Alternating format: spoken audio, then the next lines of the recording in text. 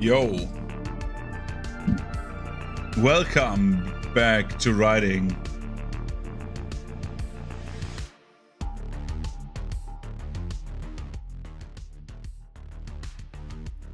This will be a little bit quiet, okay. Yo, yo, yo.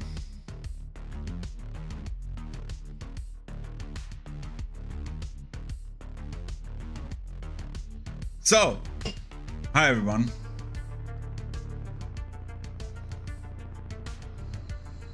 We are so back for writing.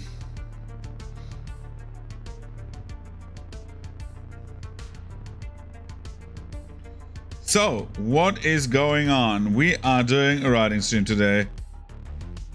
Another one. Another one.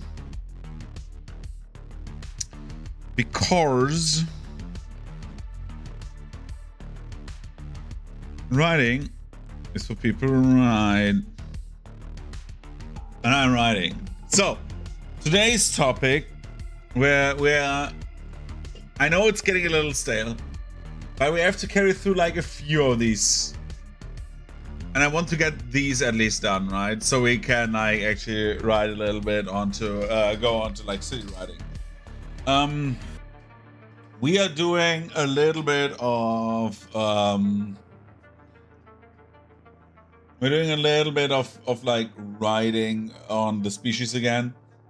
So for today we are doing kobolds.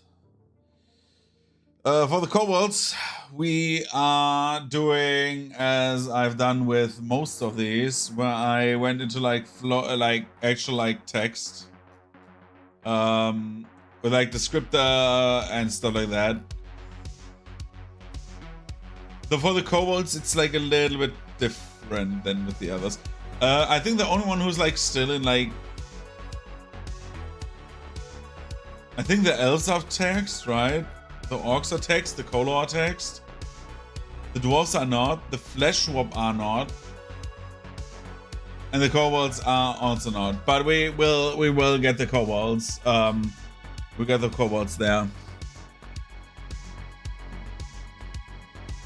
So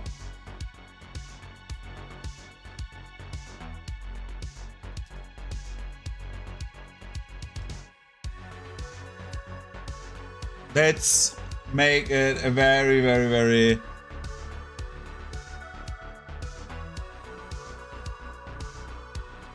let's take a picture from the internet for this purpose. Of course, we will do our own art at some point. I'm just getting a good picture of a skink.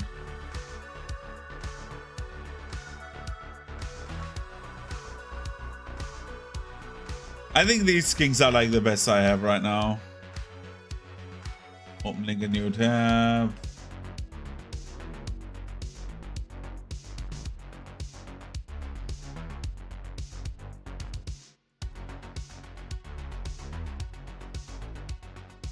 I hate how they're embedded web page images. I know it's like for not stealing this, but can I actually paste the image? Yeah, that is.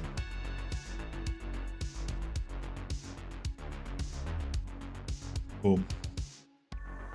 This like just art from Warhammer. Like I just took it like to like symbolize what the kobolds are. Okay, so we start with our main stuff. We're doing descriptor. Then we have beginnings. Then we have orcish uprising. Then we have heritage war. Then we have pre-Aetherflood. And we have the Aetherflood. Then we have War of Unity. Then we have Darkened Age. And then we have Modern Times.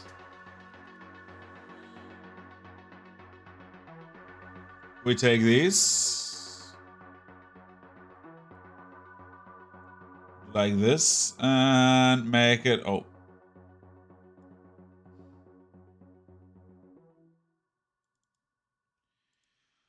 Okay, apparently I should have done heading 1, right? Jesus Christ, okay.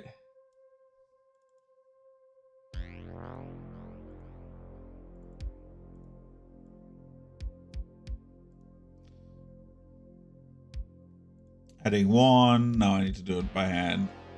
Grrr.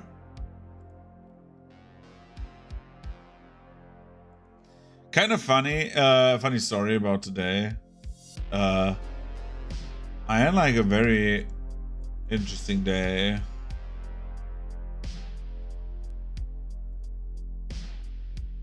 I started the day waking up like with a I had a weird dream. I don't 100% remember, but I just woke up and felt bizarre after this, and now I'm like kind of like weirded out by how my dream probably worked, because I'm like, what was my dream, right? I'm like, oh, let's open Pathfinder, by the way. Just for references and Archives of Nethys.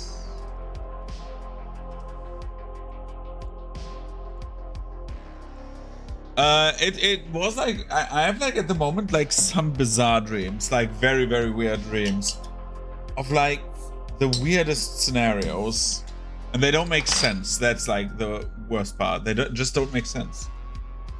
Beginnings, descriptor. Okay. So,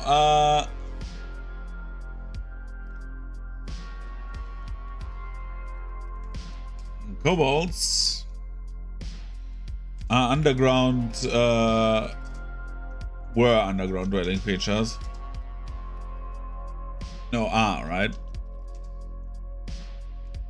Creatures originally found in the gloom of Eziko, deep beneath. No, in the gloom of Eziko, just beneath the planet's surface.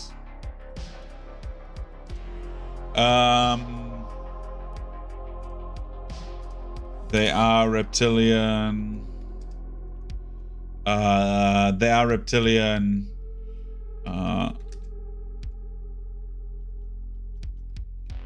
With scaly bodies, right? And heads similar to skinks.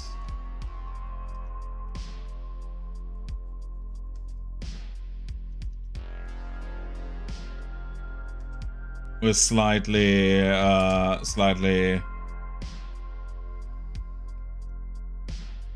sharper features.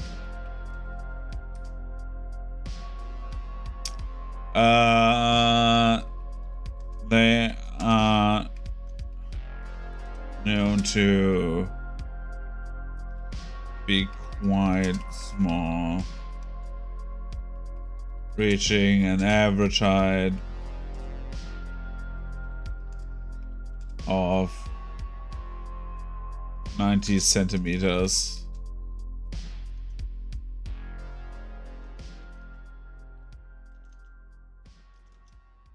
Zero 9 meters. It looks a little bit better than 9 if instead of going with centimeters. I just like base units more.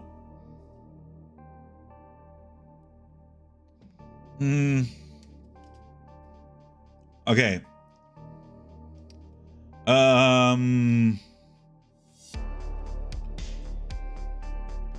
Negro tails and impeccably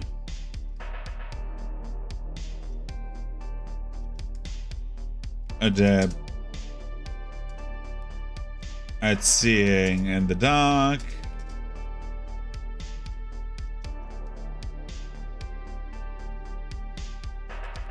They are they are innately while they seem to be physically frail, they are. Yeah, thank you. On average, also high.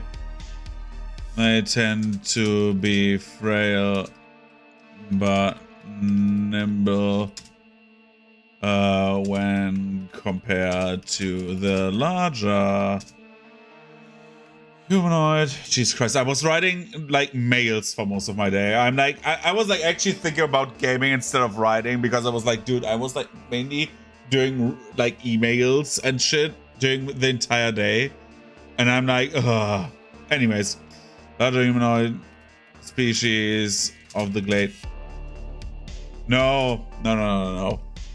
I want to do writing. I was thinking about putting up Tokon, but I decided against it because I was like, nah. We are, by the way, for the schedule this week, because I did not post anything on Discord, we have like a little bit of a scuffed schedule because I usually would have had a Pathfinder session on Friday, but I am going to a concert in Cologne. So I'm not, there will be no session on Friday. I think we talked about it also on the Discord, right? I hope everyone knows, because otherwise I need to write our typical guys who do not read Discord about this again, that Friday is no session. But yeah, there will be also the really. I would advise you to put in writing again. Yeah, I think we've written about this on Discord, right? Yeah. Everyone should know. But yeah, but not legally binding, of course. Yeah.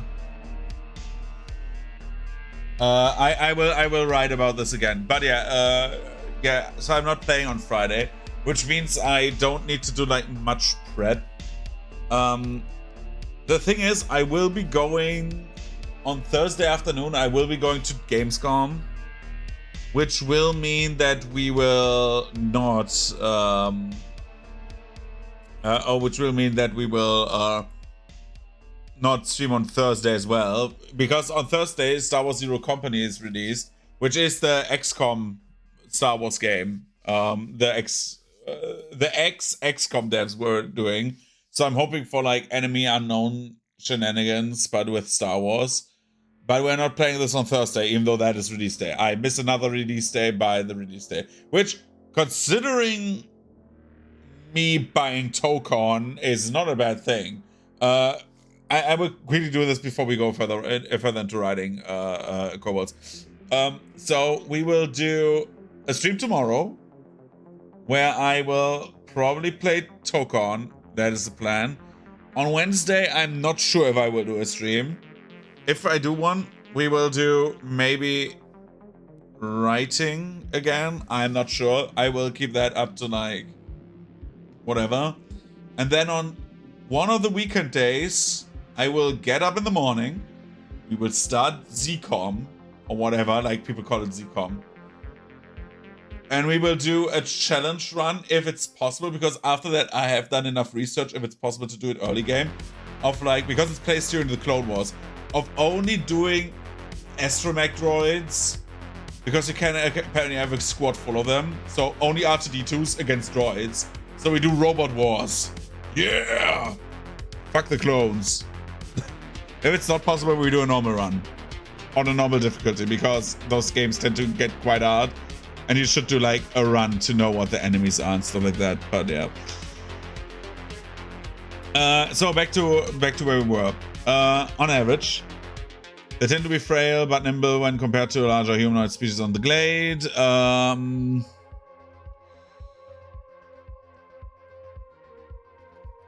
other species.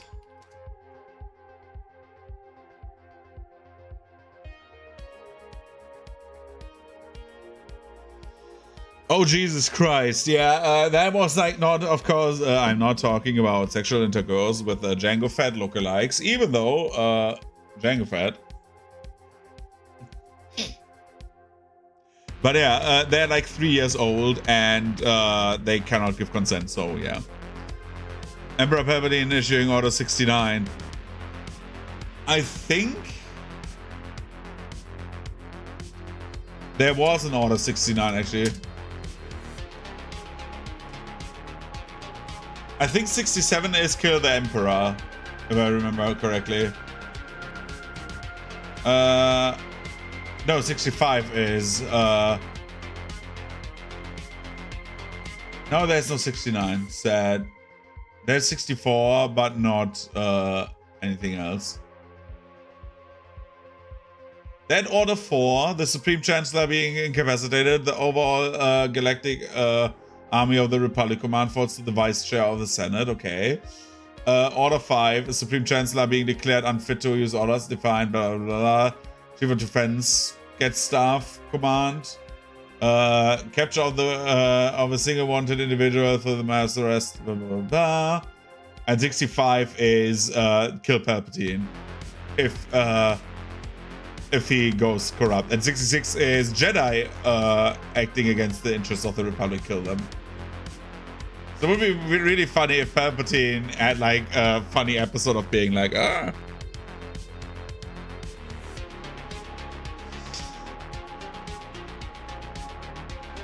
I cannot say too much until like, oh no, 50 minutes are over.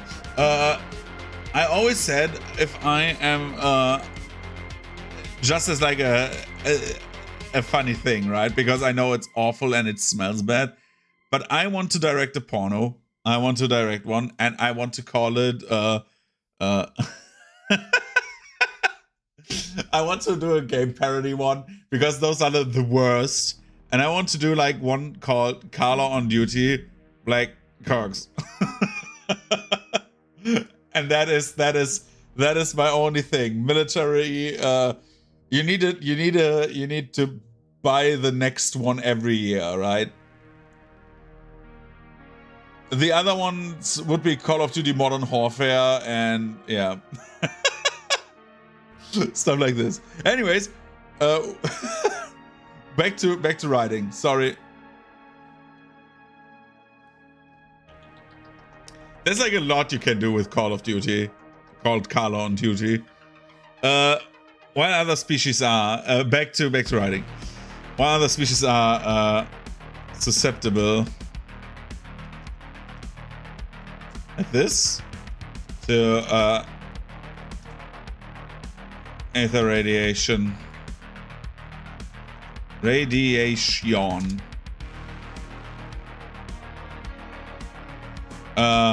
The robots seem to thrive on it.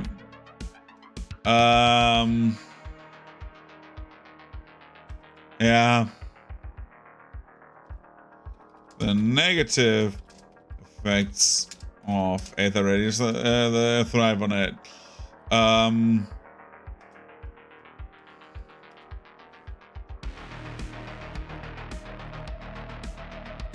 We have this, living metropolis, take living quarters that no one else wants.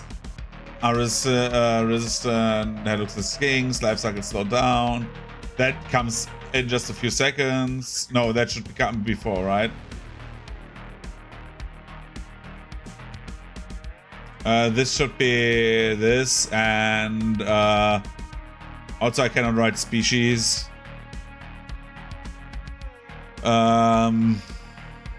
First physical attributes, then special attributes.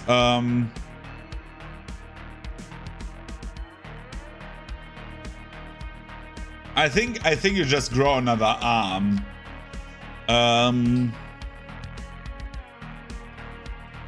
Kobolds tend to live to the age of 80. And how many kids did we say kobolds made?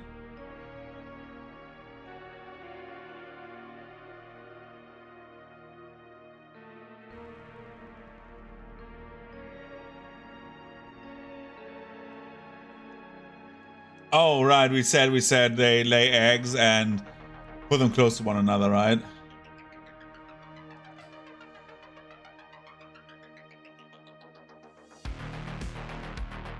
Nah, I think laughably long-lived is like a little bit much, right?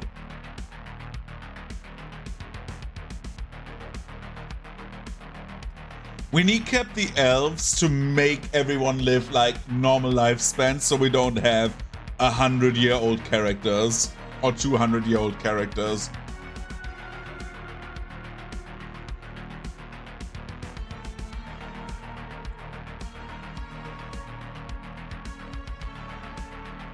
Because I think if the kobolds would live like, say we make like a very extreme judgment, right? 300 is way too long, according to the timeline. Just like, think about it. I will open up the timeline for this purpose, for this mental exercise. So we are 300 after the Aetherflood. Pretty much 300, just so we have a general setting. If we have 200 years, say if we have 100 years, right? You're like born before, most likely born right now, right around the time that the metropolis is started. If you have 200 years, you're even like, you're in the like middle of the Darkened Age. And then the Age of Engineering, where like, or like in the middle of the Age of Engineering, where like, which we never really named anywhere else. We just I call it that at the very start. But yeah.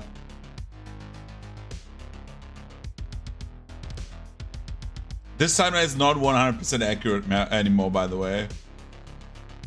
Because the humans are free before the Darkened Age, but yeah. This is like, this needs to be reworked, by the way. A little bit, but yeah. So yeah, I think 80 is fine. 80 is fine. 80 is a nice age. And Iron egg-laying species.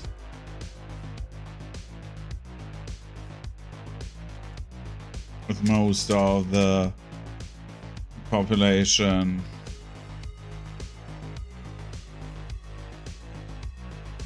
with most of the offspring hatching at seemingly random intervals.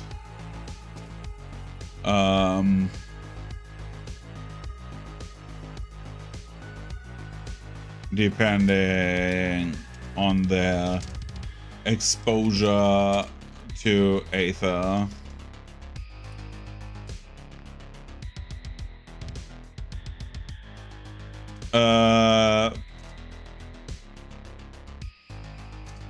Most eggs hatch within a year.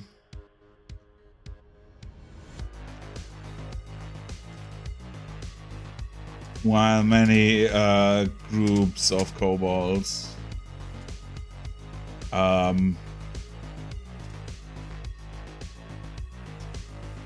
would give me 1 second. Give me 1 second. How many kobolds would kobolds written?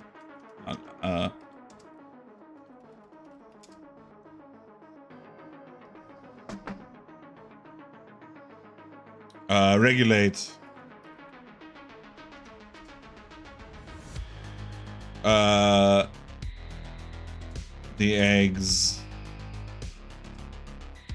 exposure to Aether to manipulate hatching times.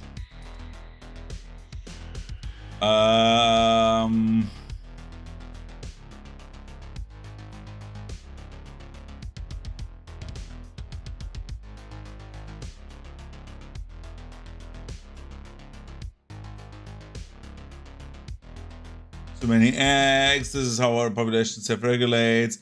Egg guns have continuously cycle eggs around the care.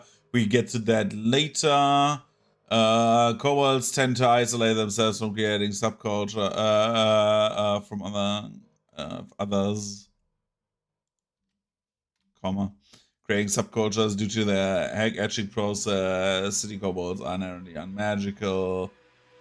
Oh yeah, we should add that. Hatching times. This process makes many kobolds live isolated lives deep within the metropolises.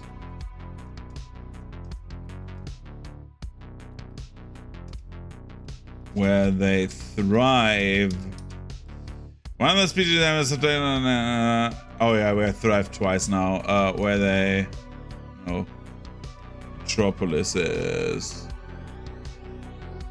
Then we go into like they seem to be thrive on it.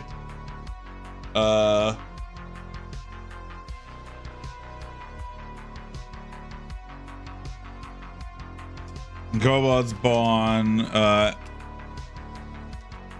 in the depths of a metropolis are inherently unmagical, non-magical,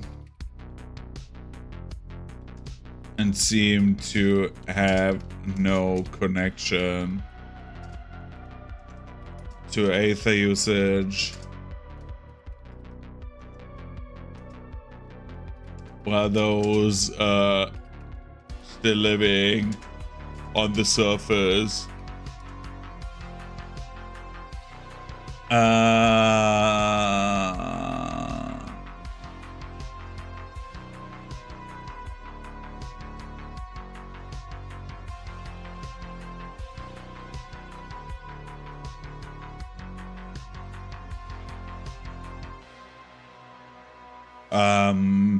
are those still living on the no, in the gloom have regular amounts of spellcasters among them.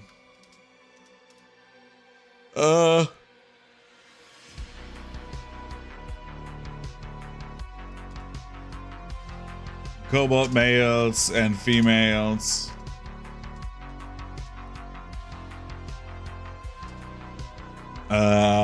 Barely differentiate one another.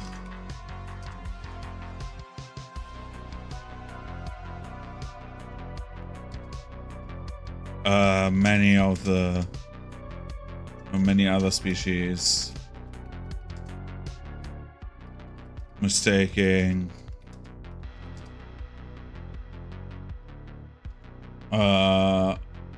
one for the other on the regular. I think it would be very hard to have like two skinks in front of you and tell you, yeah, that's the male or the female.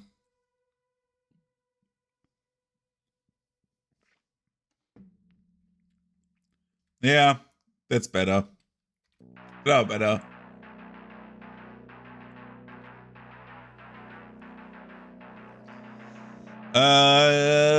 That's the main descriptor, right? Skinks do stuff. Oh, we should go into scales.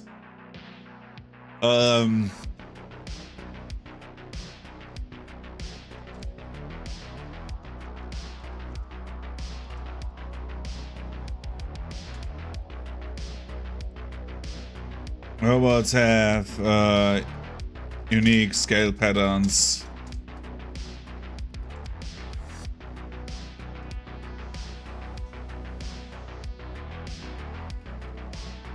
Usually in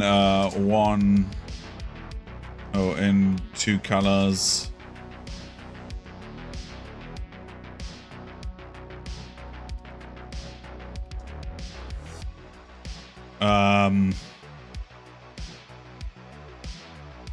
Usually in two colors.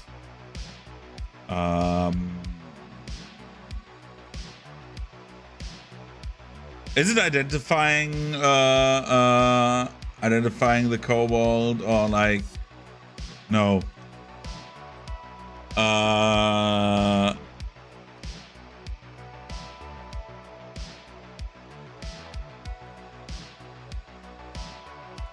I'll make it easier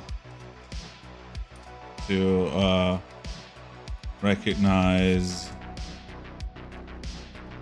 same cobalt.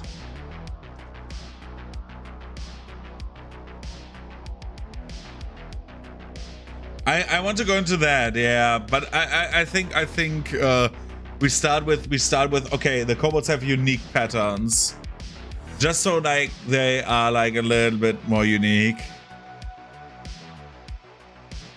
And we're like talking about like maybe like half and half, like two-face, like top and bottom half, right? Like a little bit like, or like more draconic.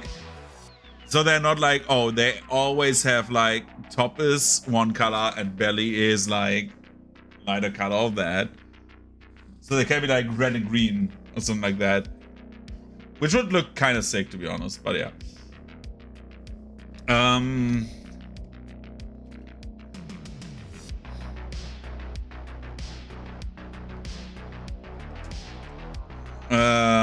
Familial relations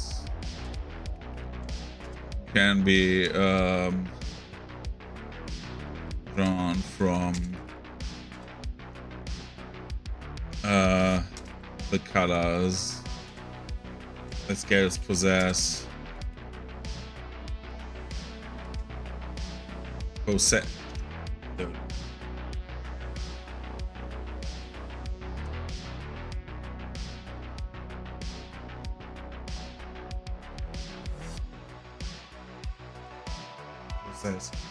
Jesus Christ, I cannot write. I'm so sorry. Possess. Lots of S, yeah. It's like 4S, right? If you like, possessing is like like a weird word in my opinion for like for the English language, but yeah. Familiar relations can be drawn from the colors that scales possess. Usually deriving from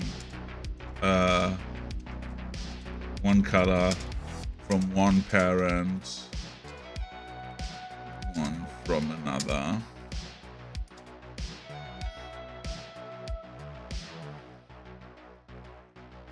There are exceptions to the rules, however.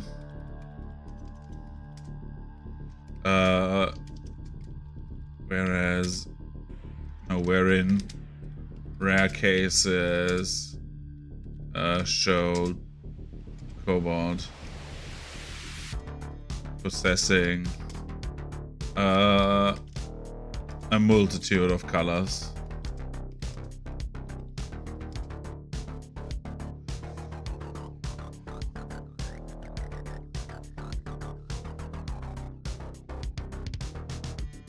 I think we should add that they like really like look like fucked up rainbow kobolds, which is kind of funny.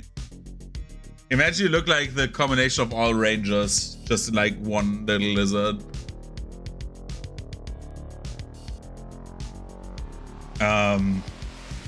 But yeah. Okay, this is a bit loud. Jesus Christ. Why is this playlist getting louder and louder? I already turned it down. Okay, good. Okay, we have color. We have genders. We have height. We have physiological descriptions. I think we can go for the beginnings, right? And now we need to get their friends.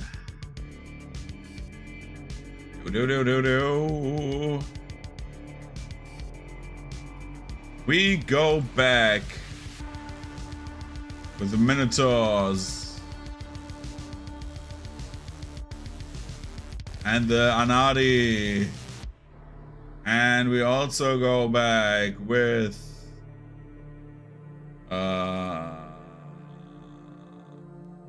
places. Okay, so how we wrote them was that they were on can you open the picture, please? Thank you. They were on Jesus Christ, Racina, with the Minotaurs, with our friends the Nagaji, with Anadi Underground, and of course some Strix.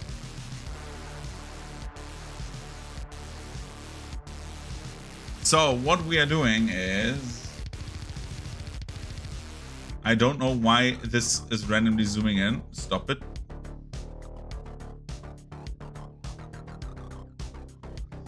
So, and the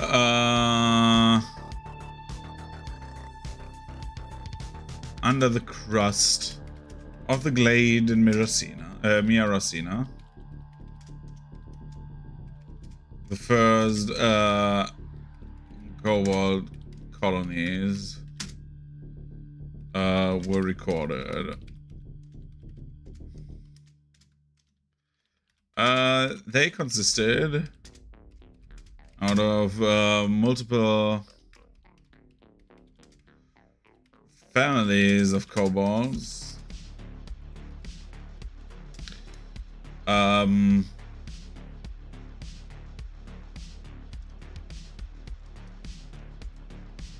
Creating vast networks of narrow tunnels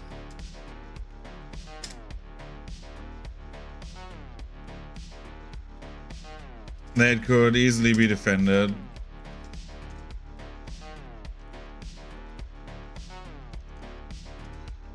And could also be used for safe passages,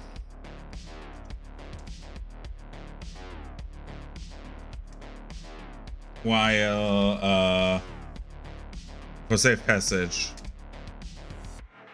while gathering resources.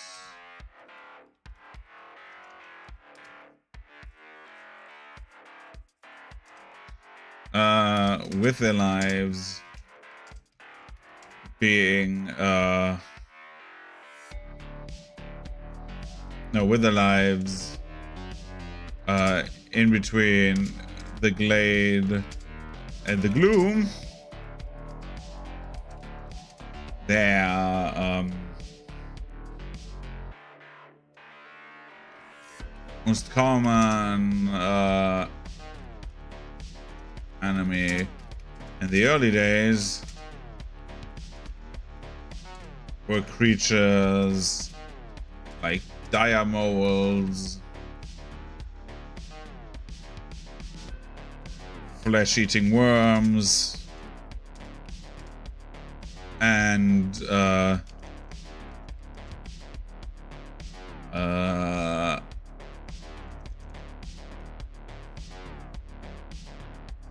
Ankegs. Are Ankegs in Pathfinder 2e? I think so, right? Or did they need to go because they are D&D?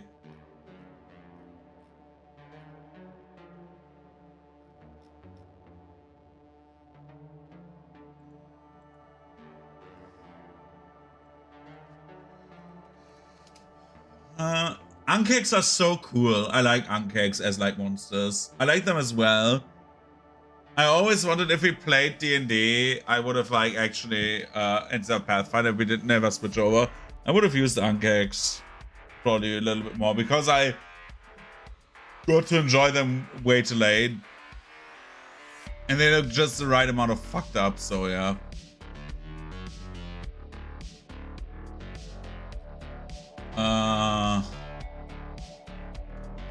Ankeg equivalent Pathfinder.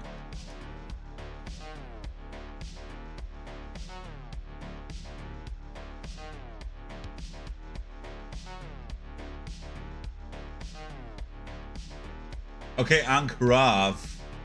Now we're talking. Aha. With the Ankrav.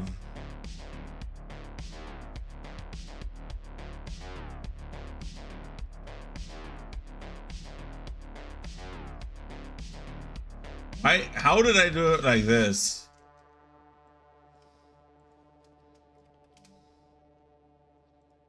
Nope. But we take this, right? Message was to what? What did you write? 1 second. Holy shit, what happened? No? What did you write? 1 second. Give me 1 second. This is not right. Huh? Why can you why did this happen? Why did Automod get you banned?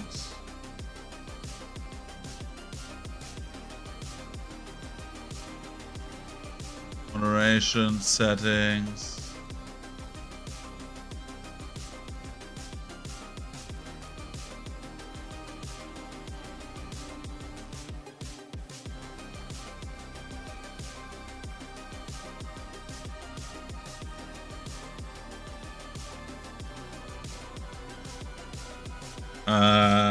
Twitch.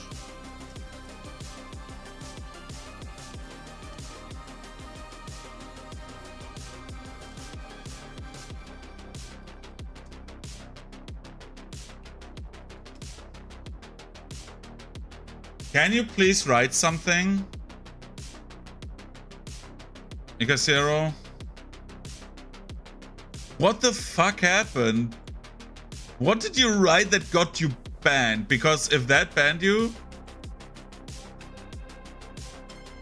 Like, don't write it again in this, but like...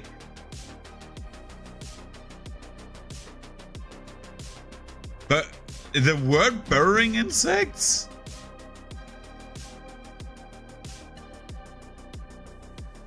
Can you write this to me on Discord, please? I'm interested in what word banned you.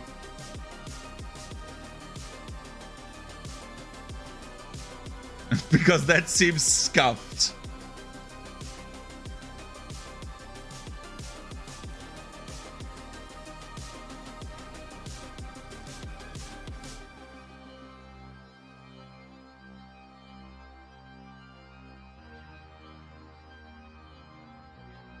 What the hell?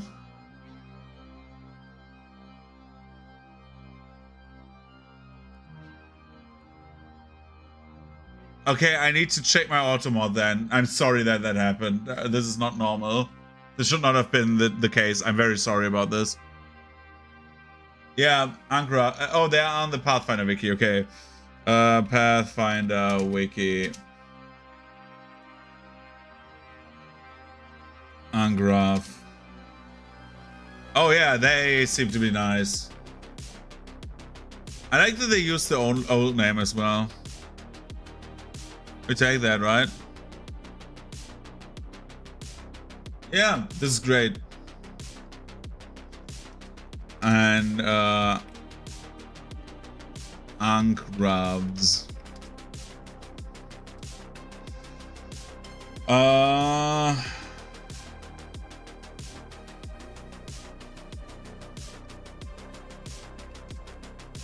This forced the kobolds to become threat makers and use the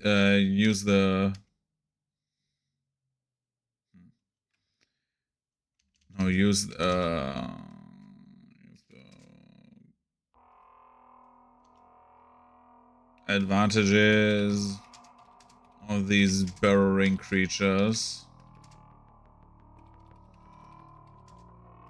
against them.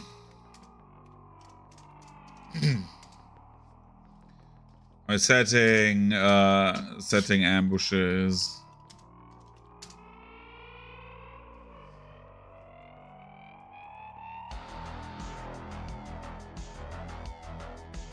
Yeah, that is better.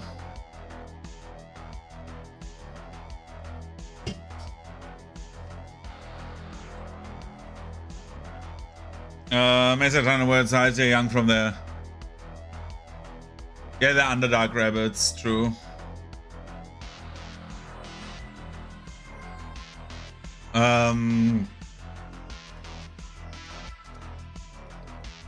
The earliest ventures deeper into the gloom.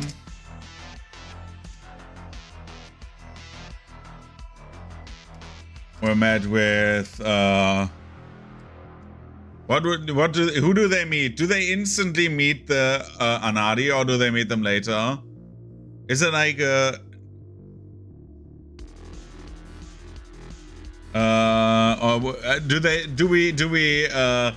do we set them up to like date with the halflings already, tangle with them?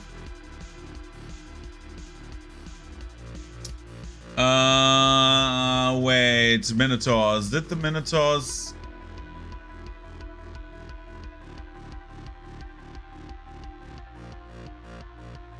Yeah, we're in prehistoric times.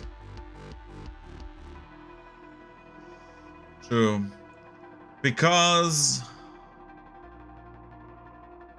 yeah, I think so. Yeah, they should. Because... when do halflings pop up in the Minotaurs? Go as the Minotaurs assume together that the halflings wiped the Anadis straight out. Okay.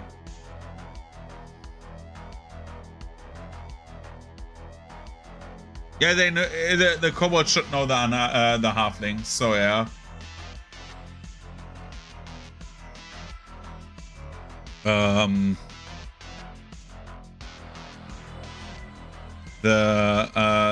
With the territorial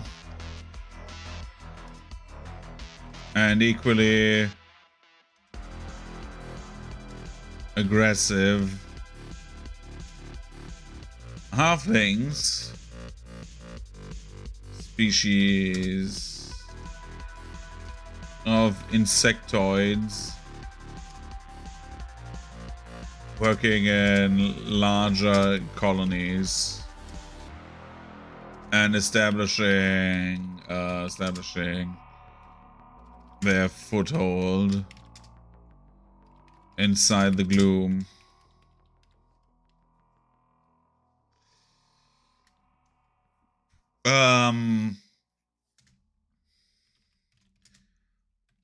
Those kobolds who were, dude, it's like actually ant civilizations, right? The halflings are just like waging war on everyone. I like the idea still. Those kobolds who were daring enough to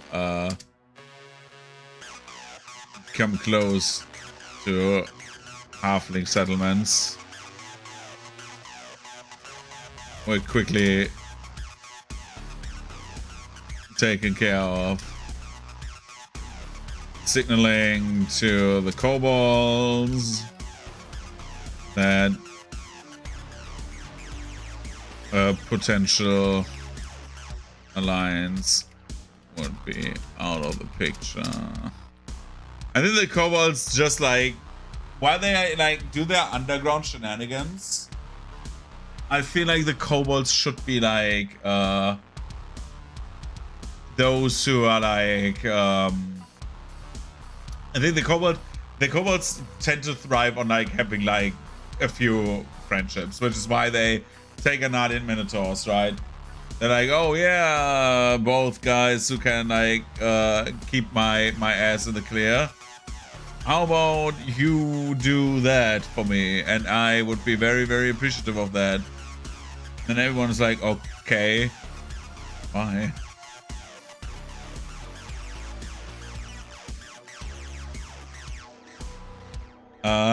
But yeah. So, on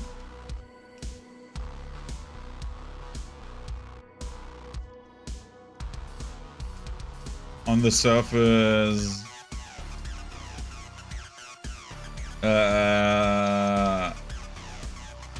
So they stay clear of them, right? And I think Anadi come like a little bit later, but not too late. Meanwhile, those who ventured into the glade were met with the world quite hostile as well. Much of the wildlife just as hostile, yeah, thank you.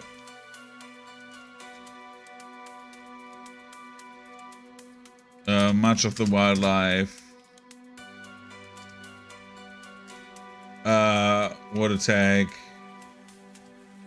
the physically frail kobolds side, and to their dismay,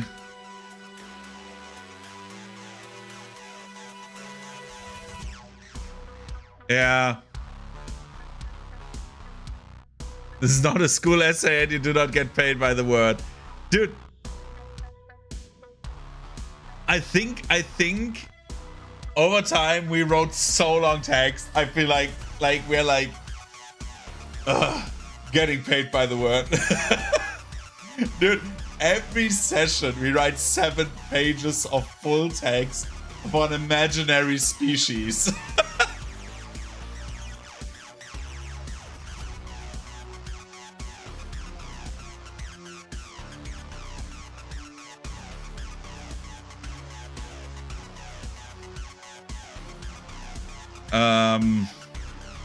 See?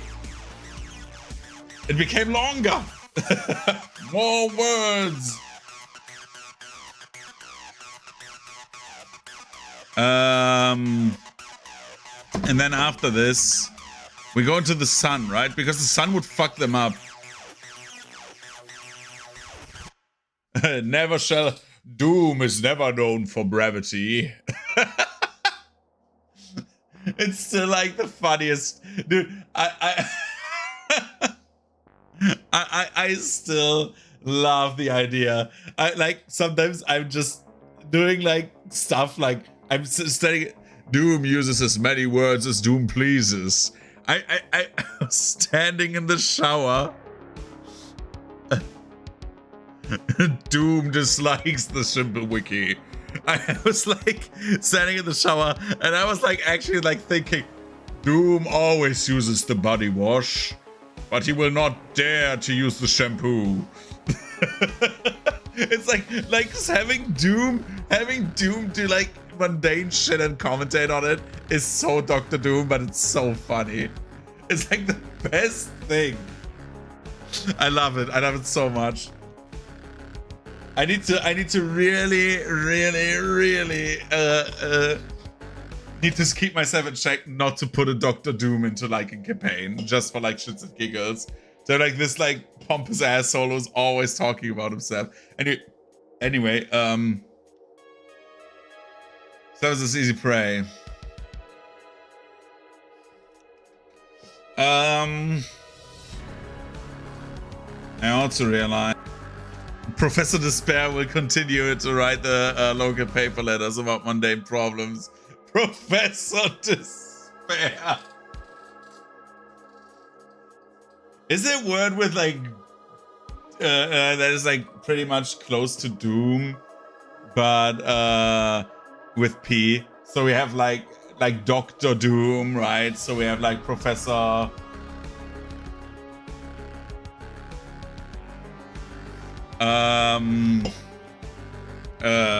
What's that?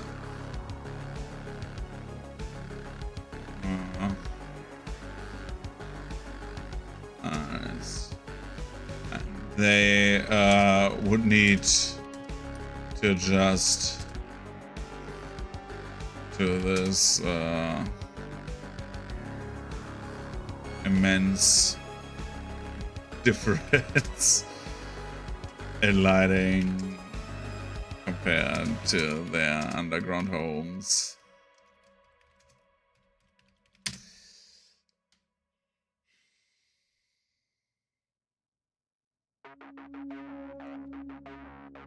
So, what else could we do? Because the kobolds are just like vibing, and then they get to know the Anadi, right? So we should put the Anadi in after like a long time.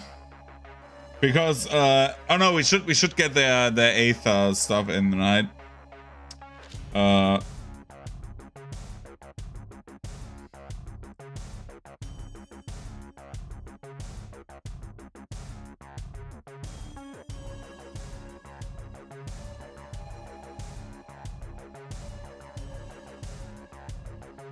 There's not a sorry, my mind is on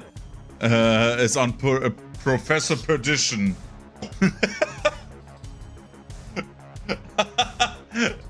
Professor Perdition is the new villain. Dude, what is like his gimmick? Is he like, I mean, like, he's like, instead of half magic, half science, he's half science, half magic, that we know. What is his like armor made out of that he grafts to his skin? Is it made skin? Is it an automaton that has skin grafted onto?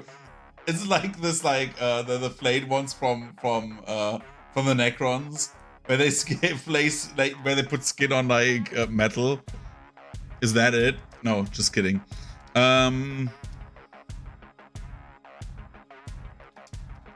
They slowly expanded in the ground.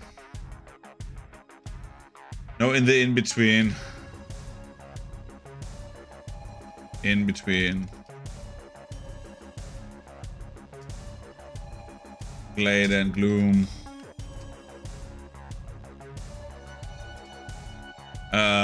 They probed.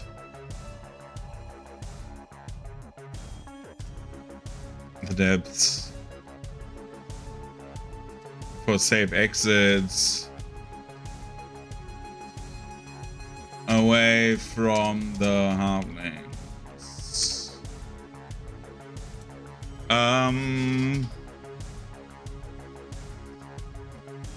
This led them into first contact. The Anadi.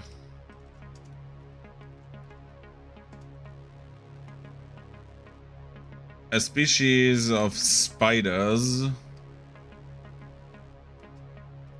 that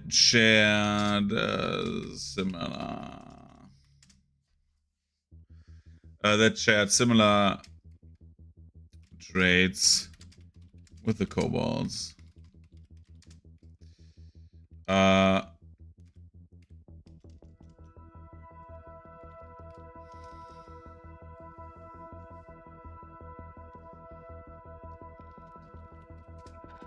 What the Anadi lacked in kobold tunneling, they made up in speed. They made up for speed and ferociousness.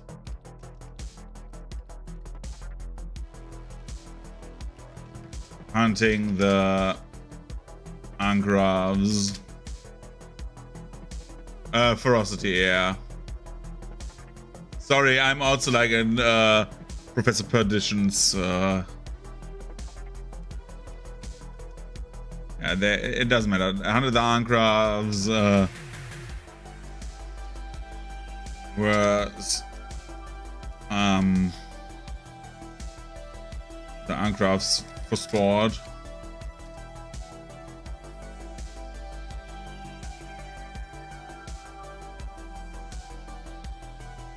Professor Perdition believes the Anadi should do the same thing as the kobold, but bigger and based on nets. My weaving nets and luring their prey into them. immobilizing them. Immobilizing the Ancraft.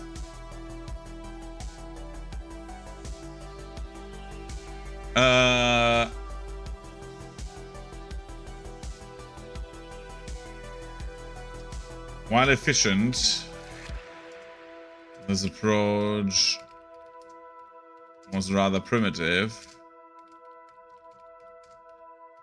And the kobolds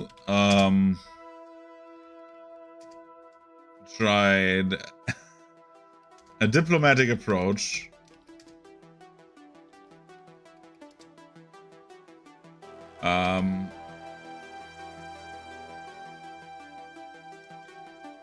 Offering the Anadi nets and snares and materials to replicate them. The Anadi accepting. That's that. Okay, Anadi are now friends. Over centuries.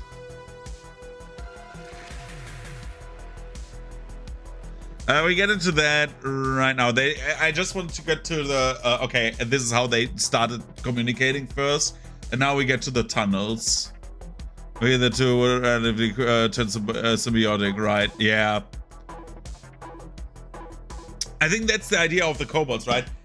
Everywhere they go, they just start a symbiosis, where like they started with Anadi and had like their normal life cycle. Then they had like the Minotaurs as well.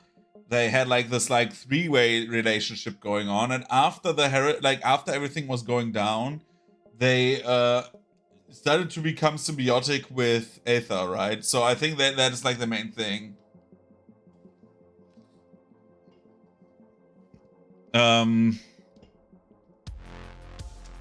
All the following centuries,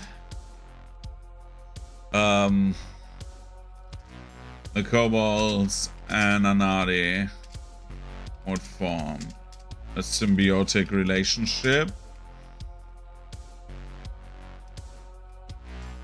with the Anadi helping the kobolds to hunt potential threats, while the kobolds assisted with digging and fortifying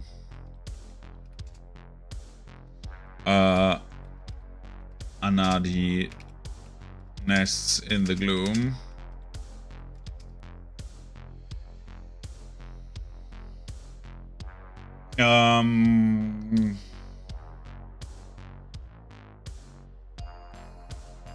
Do we give them something special?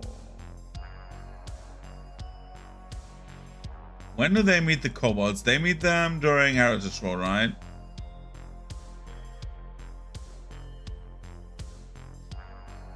Yeah, in the Heritage War. So we have like a full Orcish uprising and like the start of the Heritage War, where they can do stuff. Do we give them a certain like thing they excel at, except for snare crafting and like chilling with the Anadi and being like a little bit like friendly?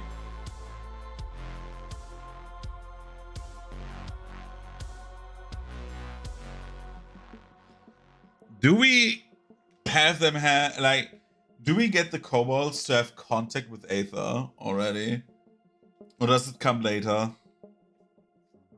When do they find out that this stuff does not hurt them? Is it during War of Unity? Like during the Aetherflood and War of Unity, where it's like, oh, this actually doesn't hurt. Or is it earlier? Because like for the most part, I'm thinking, how did we humans find out that stuff is like poisonous and can kill us? By trying it out, right? If they would see a glob of Aether, they would like absolutely like run into that, right? Yo, Georgie, would you like to run into that and just try out if you die? They have an innate sense of this for the stuff and figure out how they can make sorcerers by raising X near concentrations of the stuff.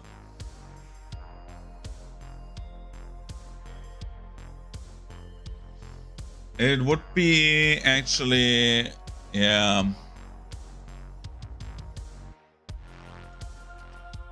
I think that is like the best thing, right? We can come up with while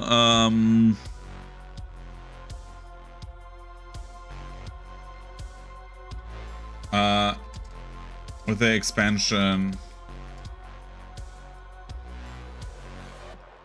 into the gloom and the kobolds would come upon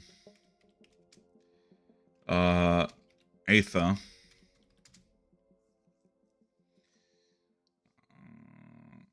in its natural state.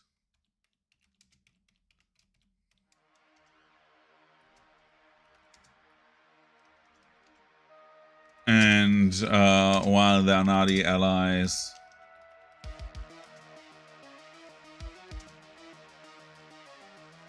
needed a warning.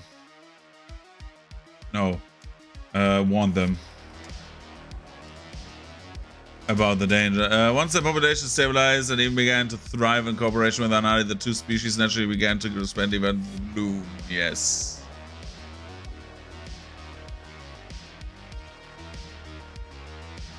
Professor Perdition likes this.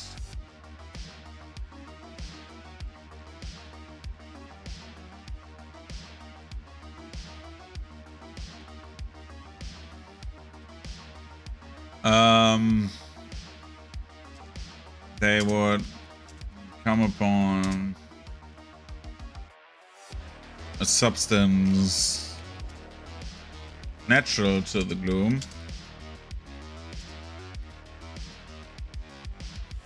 Aether. There the kobolds first encountered source of natural aether, as Anadi allies warned them against settling in because they spelled death to all those who had come near before. Yes, this is like, this is the peak we're here for. Where's the aether? I thought it was lowercase. Boop. Spell death to all who had come near before. And now the kobolds realize, whoa.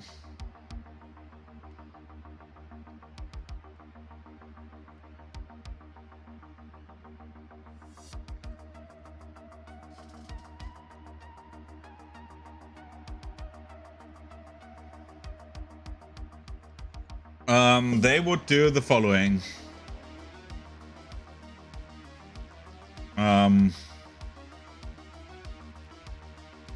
After settling, without heeding the allies' warnings, the kobolds would realize that while Anadi would grow sick and die near the Aether,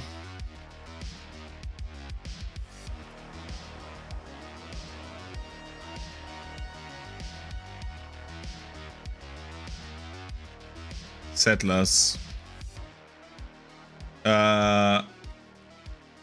kobolds were resilient against it, and the eggs the families hatched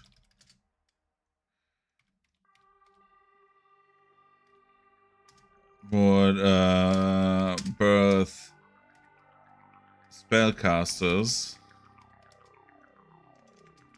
new, exciting but frightening. concept for kobolds.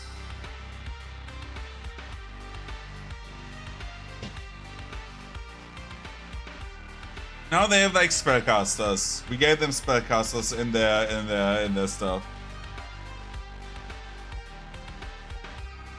Now we let the orcs rise, right? Because now they have like stuff. They're like absolutely fine. Nothing bad ever happens to the kobolds. Make contact with the kobolds and the halflings. The former became yeah, everyone hates the halflings. I don't know why I wrote contact with the Anadi. If you found out about our species before existing, specifically the Nadi Minotaurs. They get to the upper levels of the gloom where they try to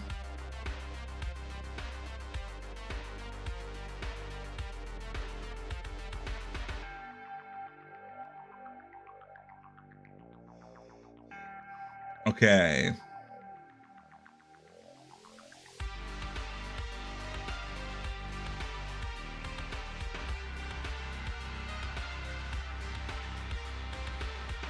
Do they do that is the question. Because they meet the Minotaurs during the Heritage War. So they would need to meet the Nagashi first, right? Did the Nagashi ever meet the kobolds? Did we ever establish this species? Where are my Nagashi?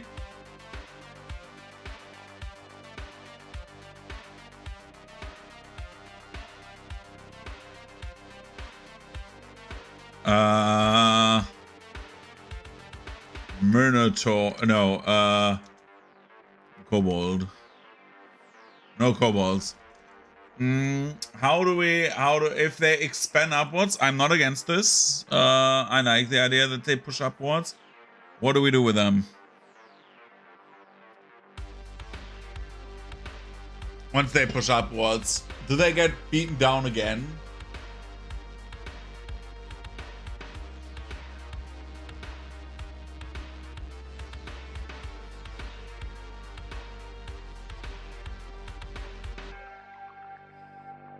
The question is, do they because they are at the moment in Nagashi land, and the Nagashi were enslaving their own species, right?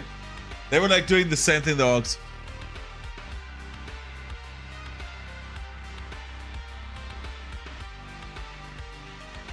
Yeah.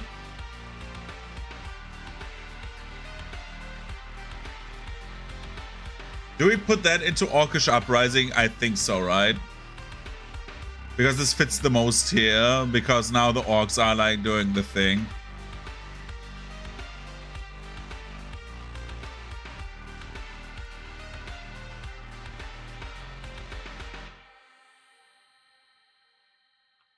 Living in Australia. Yeah, basically, right? I think 1,000 years should pass them by, because they were like, still like, I think they would also be late starters to everything, because they just pop up in the ground and nobody knows where they're from, which gives them like a little bit of a mysterious vibe. But like with like this Aether thriving, the question is, where do they come from and where do they go? Because where do they come from? Cut Night Joe. No, just kidding. They could have come from like dragons tampering with Aether, because we had that idea at some point, I think. But yeah, we never like actually established on this if the dragons created the kobolds or not, as like smaller imprints on the world or something like that, or agents or whatever. By the way, the music stopped. Give me synthwave again, because I want synth.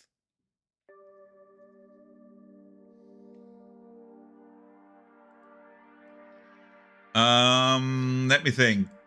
So it's a numerical advantage.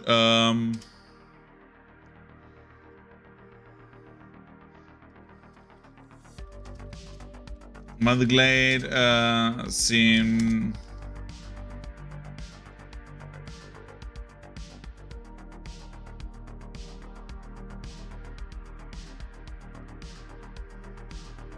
We never did that give them a patron, no.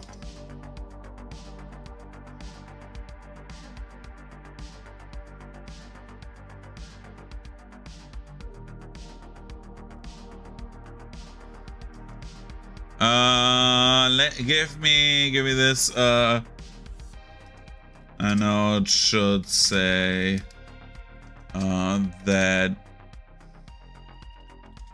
I do not know where they come from, and if they were created them.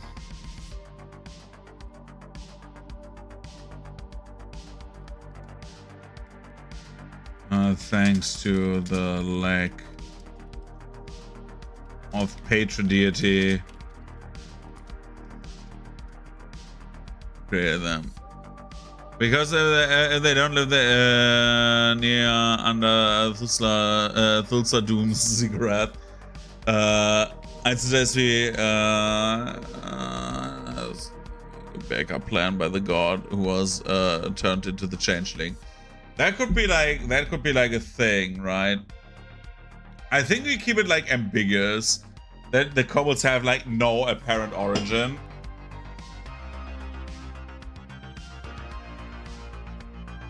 But we can make it like that there's theories. Common theory among historians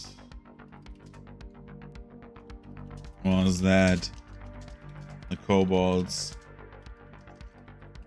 could have been a backup plan by the Nagaji deity,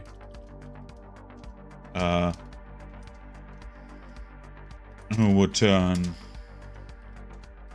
into what is known as the changeling.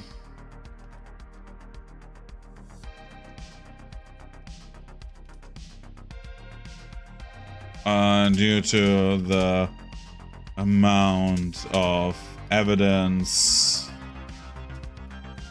showing that Miarasimas, is it Sima or Sina? I always forget.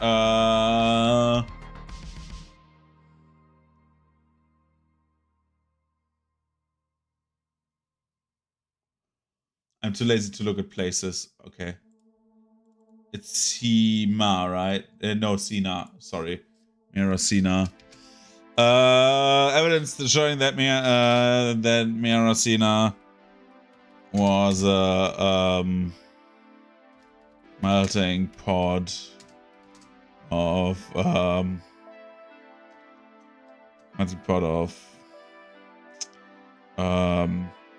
species created to serve the nameless god.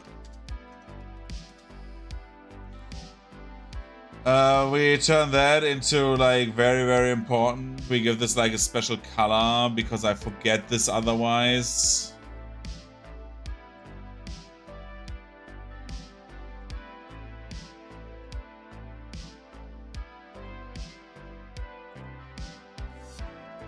And we give this like a red background because this is very, very important.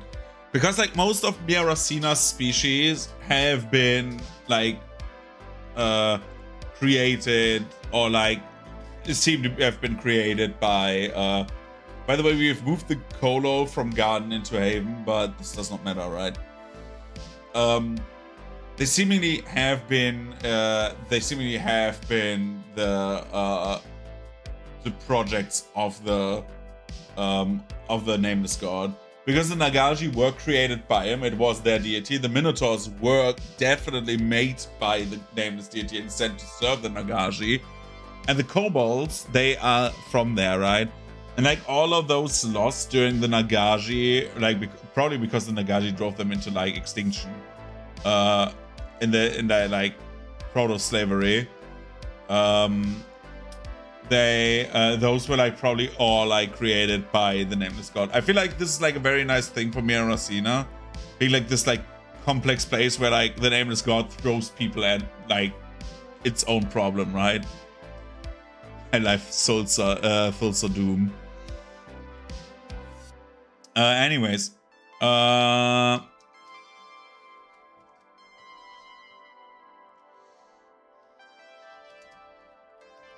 kobolds, no, out of and reflex, the kobolds would tread carefully, right? Not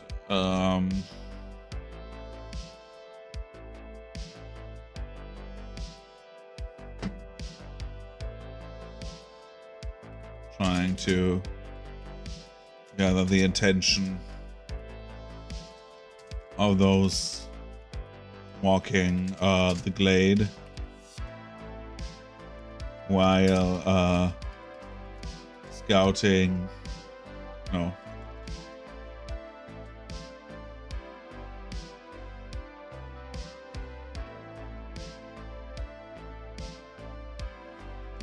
Yeah.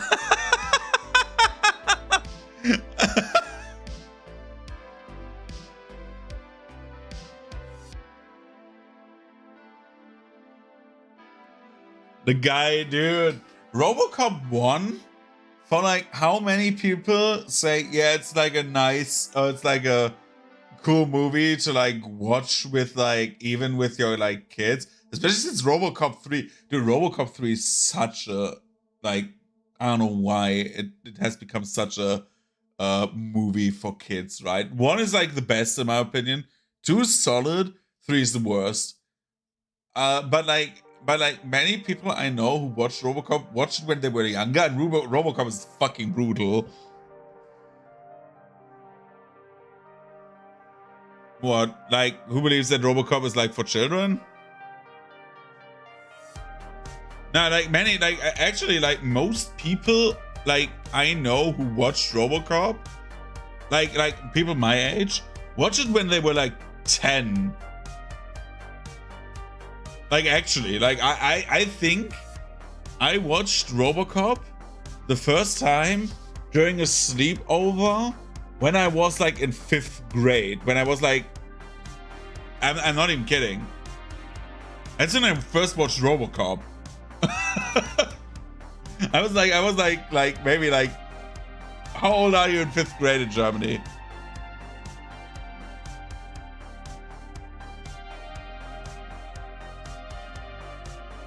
No. The free TV version, like I don't know what the free TV version was. We watched it like on DVD. So it was like the actual thing, like with like nut shots and everything.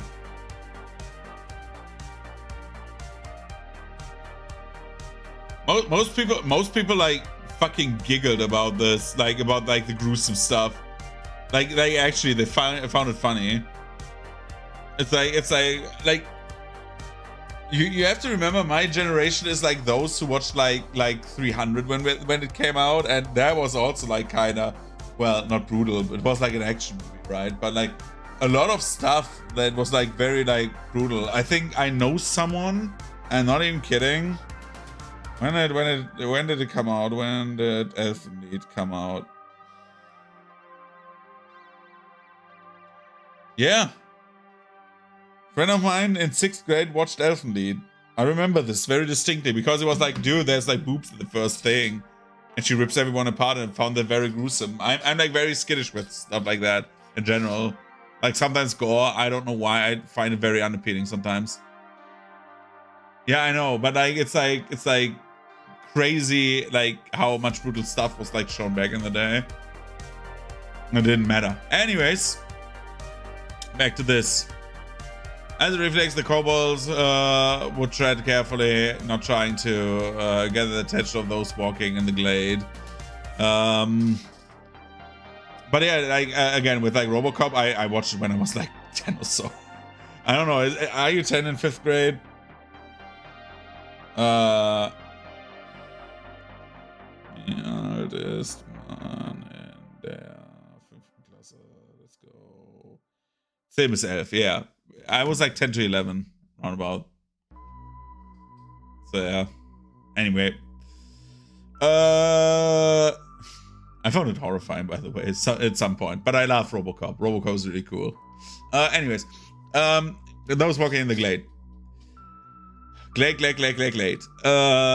a reflex,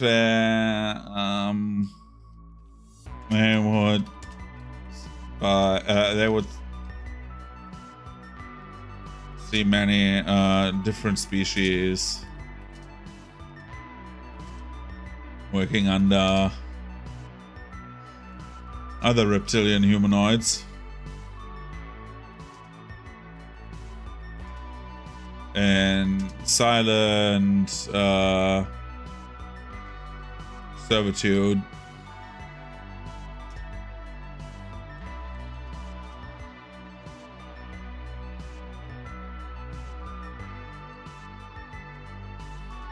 And would retreat back underground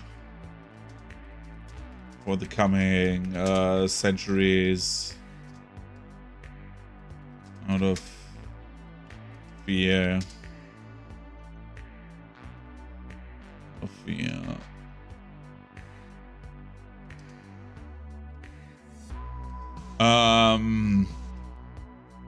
I think they would like go upstairs and just see everyone like willingly like serve the snake people, and they were like noping the fuck out of there.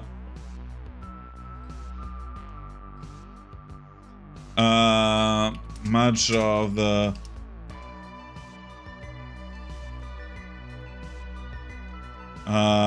the time until the Heritage War would be spent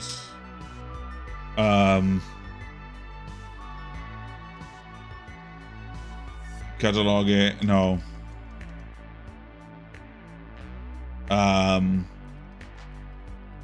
gathering information. Yeah, devising defensive plans is better.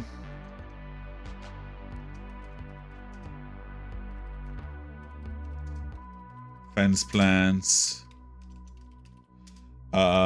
With the focus being on expanding their tunnels and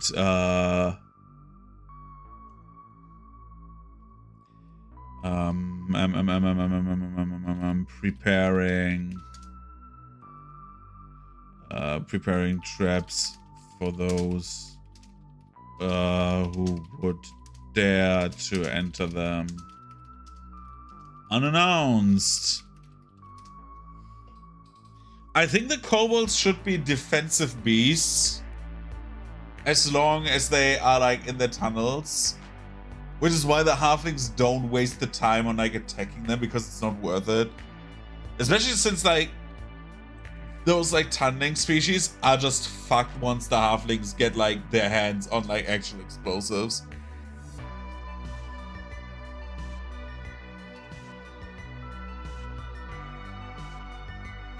Yeah, the halflings are the same. They just like while the halflings are just like using, well, resources to build defenses, the kobolds just dig themselves some, right? But the halflings just have like the through the thought weft, they would have like this like insane advantage that the kobolds do not have, which is just like being in sync. I imagine it being like horrifying, like fighting halflings. Like actually, like if you imagine this, you have like these like soldiers, right? Who all share knowledge between each other at this, like in like real time, communicating. Yeah, it's like real-time, it's like real-world RTS gameplay. While like some are just like trying to pin you down, all of a sudden pincer attack at the same time. Like some would just like force you into like a defensive stance, while the others would instantly exploit it. It's like brutal. Or it's like real time with like pause, right? More like that, where like all of a sudden everything happens at once. It's like absolutely horrifying.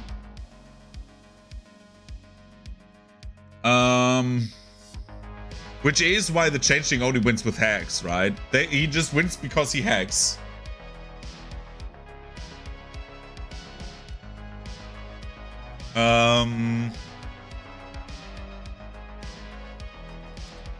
They're born with Nadi. Would grow further as well. With many kobolds picking up the Nadi craft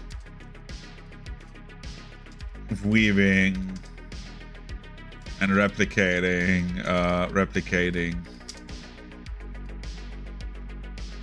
Anadi appendages with kobold made tools.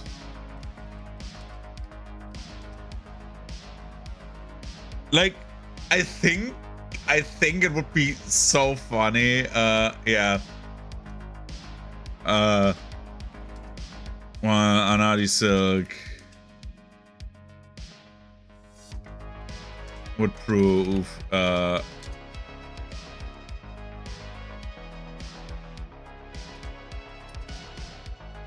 too fine for these tools.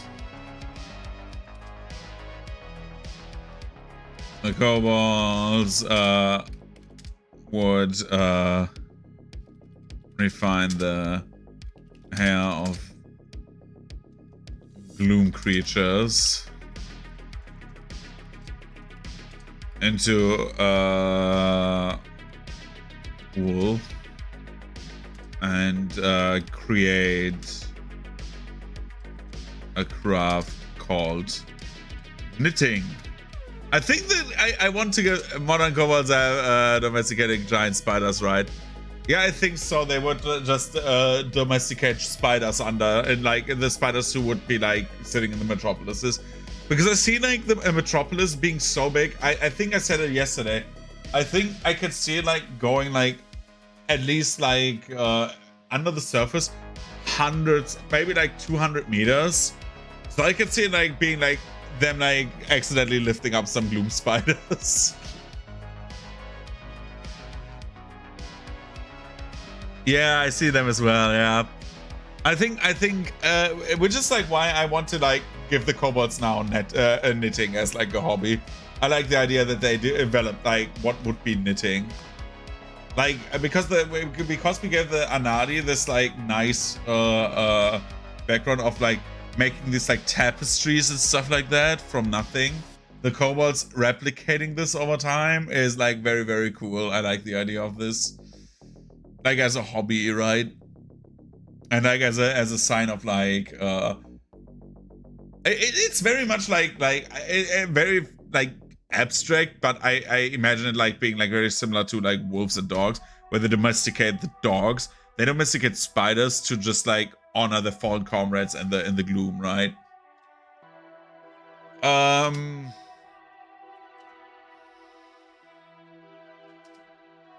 Do we write another sentence, or do we just skip to Heritage War? Because they are just sitting there time out, right? Or they were like, oh yeah. Do we give them, because they have a loss against the halflings already, they got like shot by them. Do we give the kobolds something as a win? Because they at the moment they're like pathetically weak, which is fine. We need a pathetically weak species, because everyone cannot be awesome, like from the get-go. And I think kobolds will be awesome once we get to Aetherflood.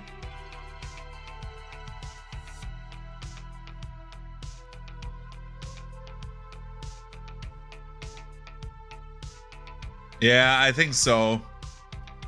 This is like the best sentence to like end this, right? Yeah, they managed to survive. And then we go to Heritage War, and then they can fucking leave the underground.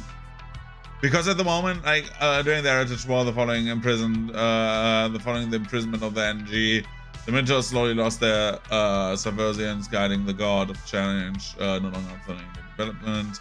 A twist of fate, the Nagaji relinquished. No.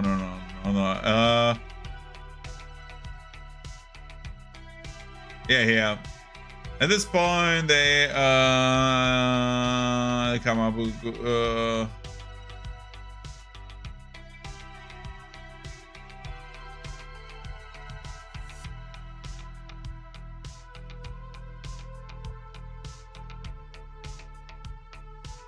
yeah, I think so. Because right now the kobolds like their architecture, right? The actual architectural body.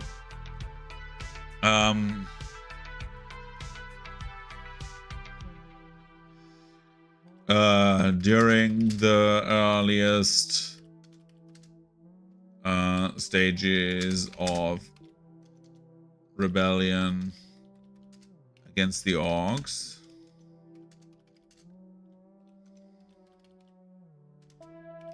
some kobolds would dare another journey to the glade and would find it abandoned. I think that's the best word, because all of a sudden all these like Nagaji servants are gone. Like they had like this full continent of like workers and stuff building their ziggurats, and all of a sudden,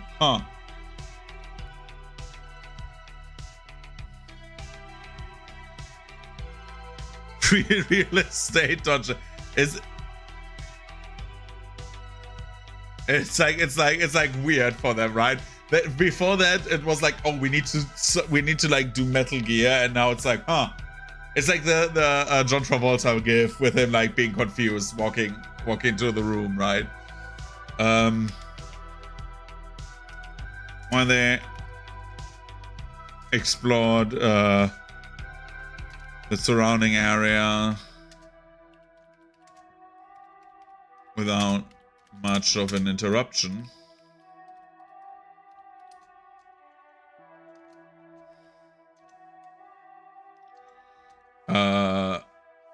Of an interruption, right?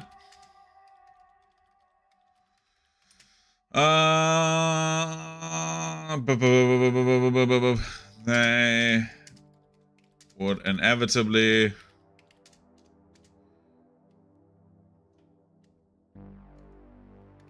make contact with a group of minotaurs.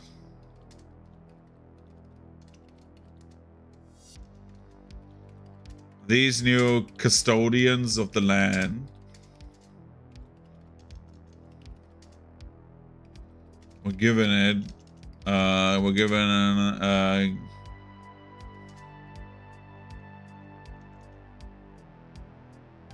given the title of we're given independence of their former masters, the Nagaji, while defending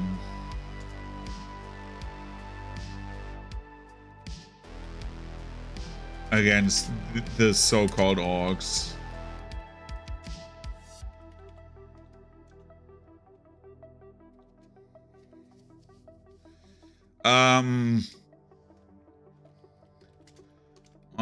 Diplomacy with the Minotaurs was hard at first due to their simple nature, because we wrote them like during like most of the time in the Heritage War, been like very, very simplistic, right? Because all of a sudden they can't think.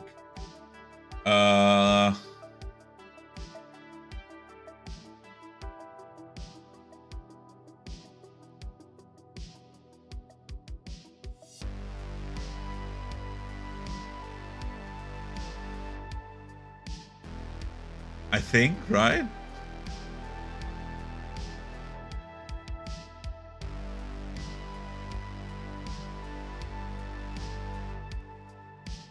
Yeah. Yeah, I think we made them like very simple, right? Because they don't know, because most of the thinking was done by the Nagashi at that point, right?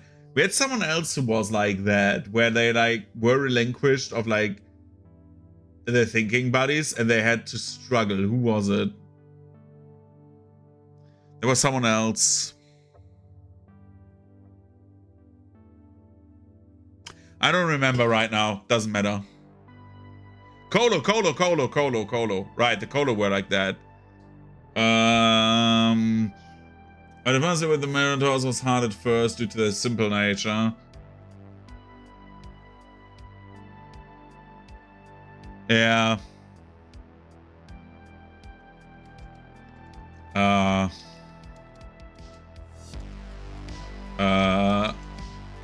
This trade became a boon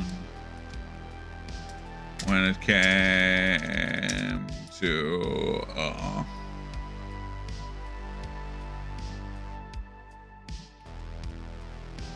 conveying concepts in foreign languages. I think we have not talked about it, that like most people speak foreign languages with each other, which is why I'm like always like trying to like get a concept with them, to like get them to understand each other at some point, right? Like most of the land dwellers either speak like Nagashi, Orc, or Lizard folk, right? Or is like Isoki, not Isoki. What's the name?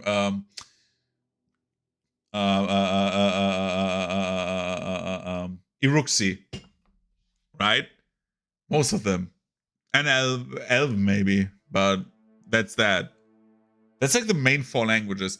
We by the way, we have not talked about this, but we make up like a few languages, and that's that, right? We make like up 10 maybe, and like some ancient ones, and that's it. Because like most of the language barriers should be gone by the end of the Aetherflood. They cannot be like, oh yeah, we have like 10 different languages in like one city. Like I think most would not be taught their heritage language, right? At that point, it would be more like nations.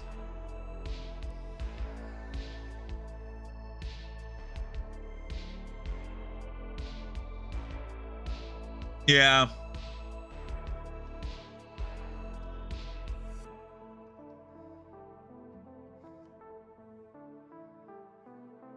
Exactly. Because we have like thousands of years of language. I just think about it like very much like Latin, right? As you exactly. Where like most like like most of the Latin languages, Latin-based languages like English, French, Spanish, and Italian, like where like many words have like similar word origins, are like a little bit like colliding, consolidating is what I'm looking for. Like, yeah, sense it. I don't know why. Every time anyone is in my stream, they always try to like not talk about French. But like the French are like part of this world. We need to talk about the French sometimes. But yeah, this trade became a boon when I get to conveying concepts in foreign languages, and would enable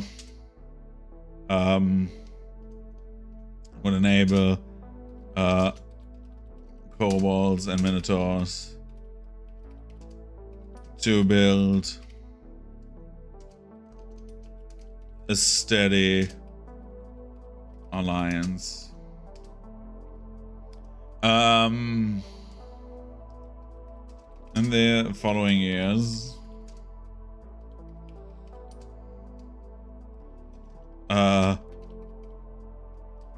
after enough trust was built, the kobolds would introduce Nanari to the Minotaurs. While the Anadi knew who the Minotaurs were,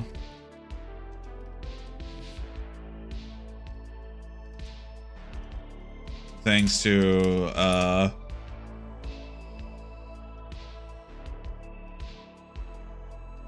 Nagaji, Ziggurats,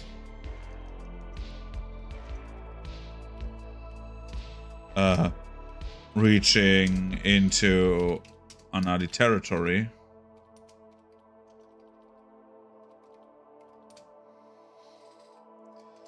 The Minotaurs were at a disadvantage and would learn all the species.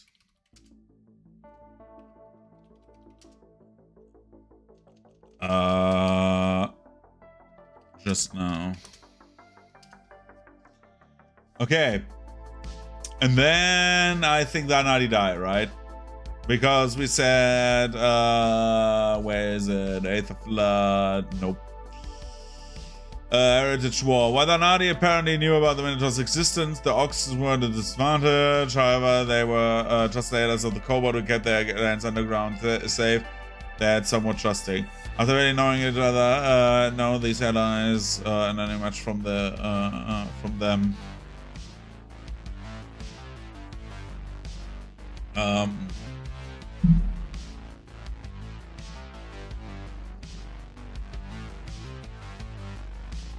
The alliance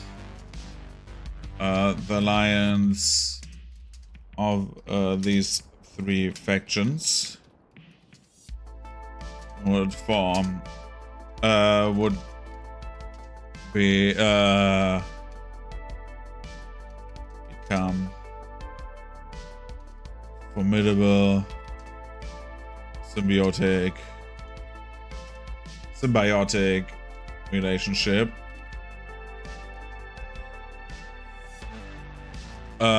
with every species teaching another teaching the others the crafts, teaching the others the crafts, and then like and covering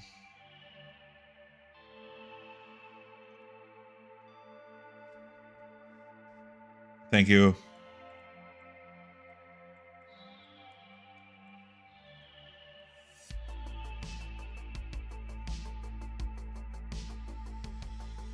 We're better.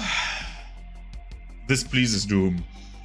And then alliance of these factions, symbiotic relationship, blah blah blah, with -1 with.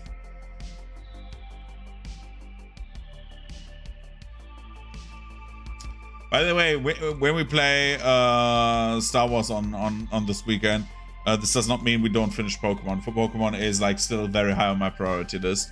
It's just like we are in the time where everything comes out, and with like the Monday stream being like very creative, which is like very good, by the way. This like forces me to write, which is great. I need like sometimes I need a little bit like of a push. We need to like live with some stuff getting like a bit on the back burner, but you know, doesn't matter. The Alliance cultural development, blah blah blah. There's will not last for long.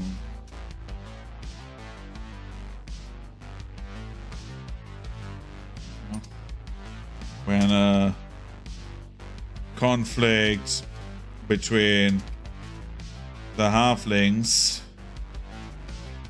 and another underground thread, the flesh worms, drove the Anadi between the front lines and caused their extinction.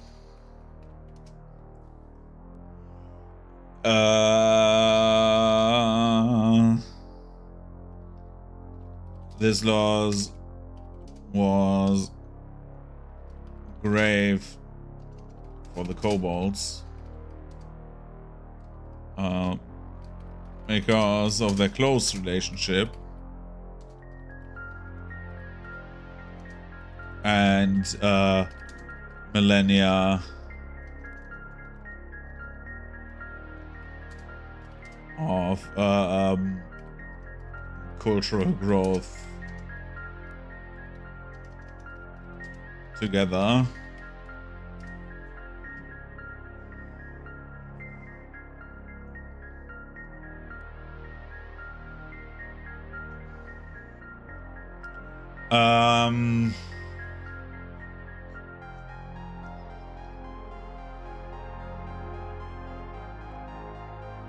Yo, Minotaurs just black out randomly.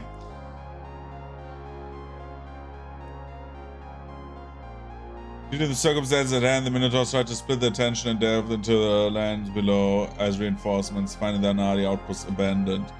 Seeing the abandoned outposts inspired the Minotaurs to do what they did best at the time, building fortified tunnels.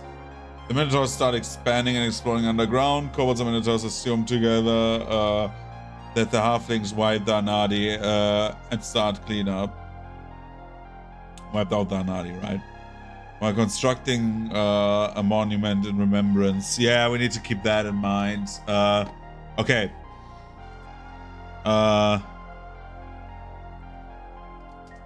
One of the kobolds were grieving. The Minotaurs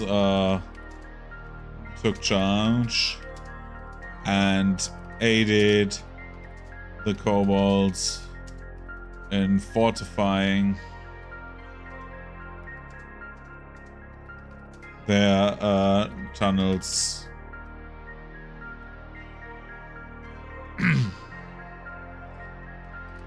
While motivating the kobolds to venture into the gloom together and investigate the Anadi's sudden demise. While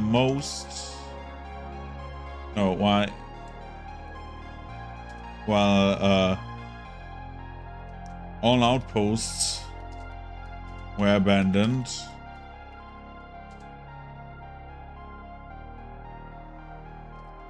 the kobolds and the minotaurs would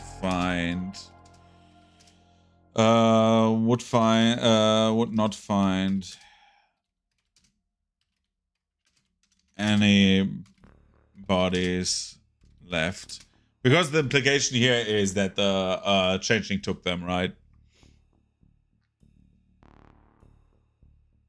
Like the flesh warp took them.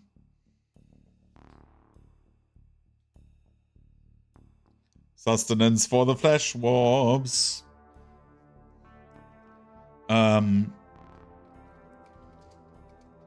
Those who were found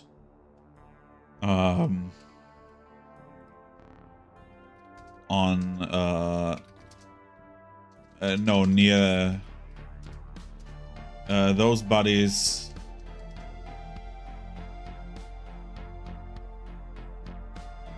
Yeah, I think that's where we are going with, because at the moment with the Minotaurs you wrote, they go down, they investigate, and they would conclude how that the Anadi were wiped out by the halflings. Those bodies, there were bodies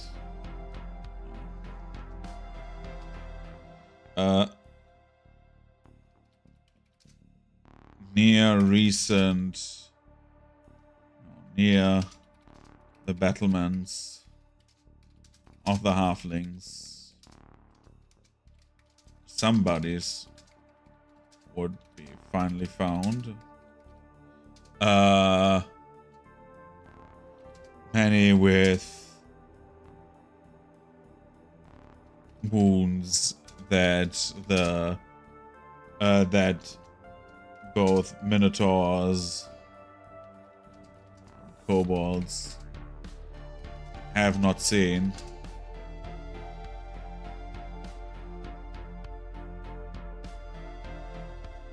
Yeah. This is better.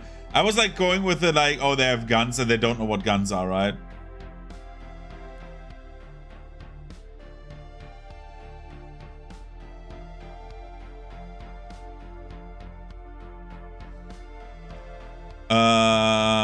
Another thing. These bodies. Yeah. Were riddled with wounds that that both species had never seen before.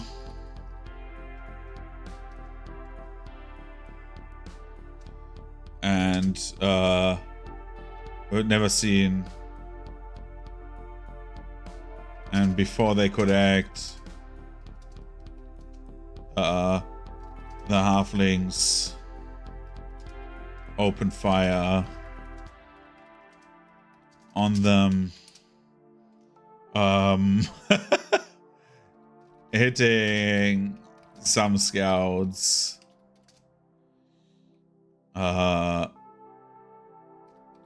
with non-lethal shots. That's how they find out, right? They see like a fucking bullet wound and they're like, what the fuck is this, right? And they're like, okay, we're not fucking with them.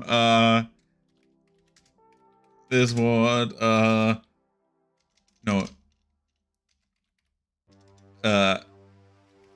In the eyes.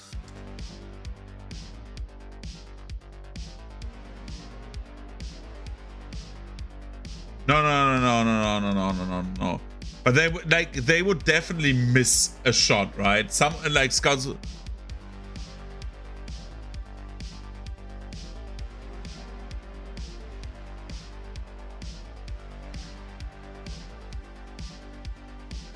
Yeah, that is also true. I think they with the home advantage they should just shoot them down, right?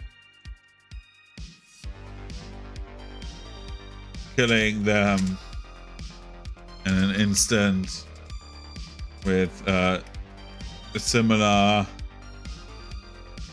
wounds.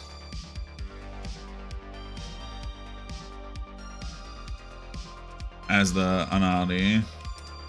And then in the eyes of the kobolds and of the minotaurs, it would become clear that the halflings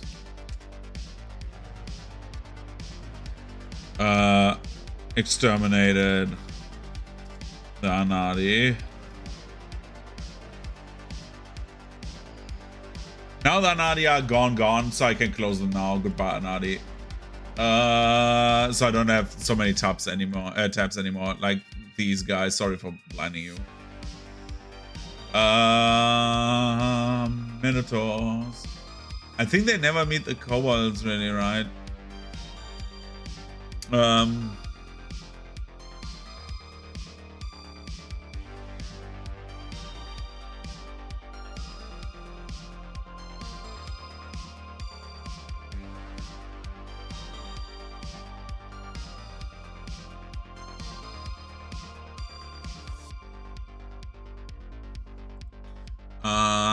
The halflings were the perpetrators of the Anadi's extinction. Good, good, good. Good stuff coming in here. So we have like the halflings just like murder the Anadi. That's like their conclusion. In remembrance to the Anadi, the kobold and the minotaurs would set up a monument to their former allies, never forgetting nor forgiving the halflings. Made it a little bit more dramatic than it actually is, right?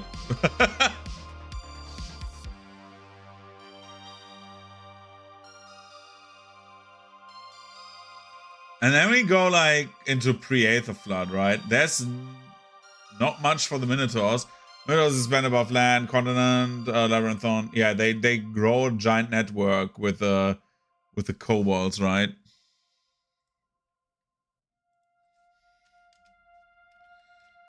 After the Heritage War ended,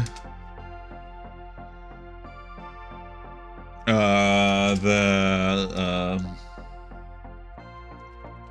kobolds would set their sights on cooperating with the Minotaurs in expanding in uniting their territories.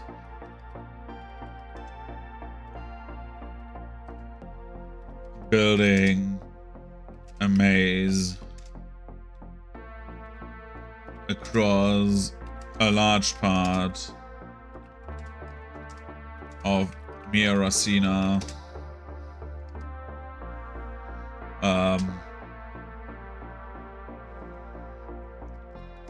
With the Minotaurs creating labyrinths in the glade, while the kobolds would integrate tunnels into this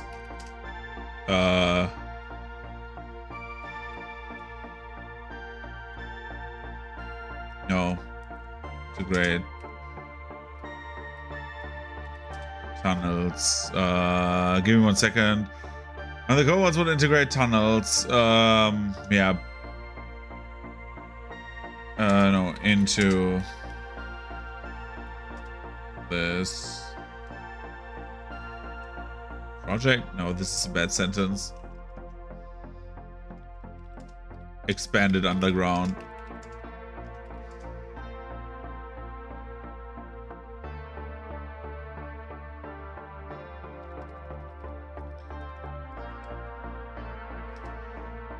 We get into the Anadi stuff as well. The kobolds would use as much of the Anadi's old territory as they could hold.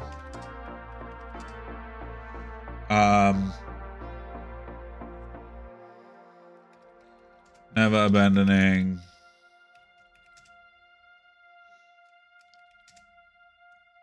the underground monument they built, and honoring their fallen ally by enhancing their craft of knitting.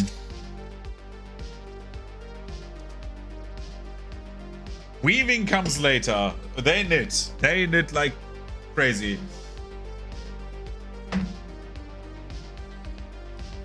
I will just grab something to drink, BRB. I'm back in like 1 minute.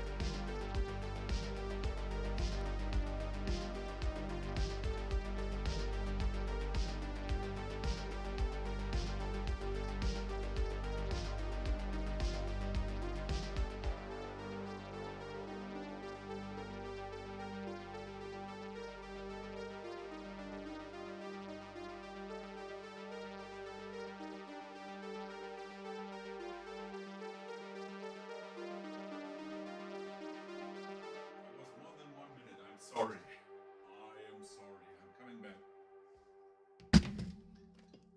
Okay. So, coming back. Hello. Oh, music is over. Sad. Let's... Oh, it's not. Okay. So. From this,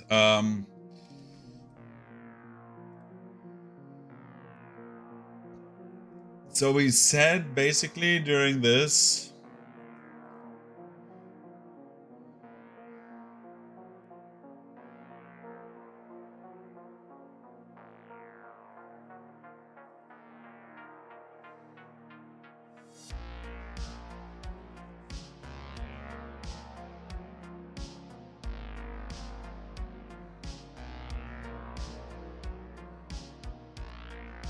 Okay.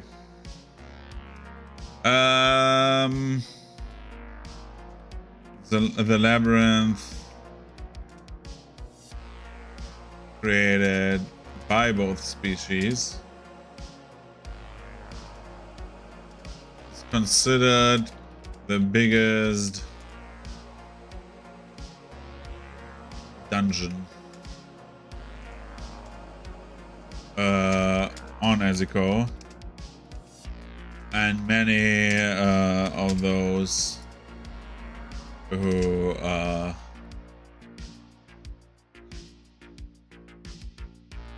did wrong by the Minotaurs and Kobolds would be dropped off at random points in the labyrinth as punishment.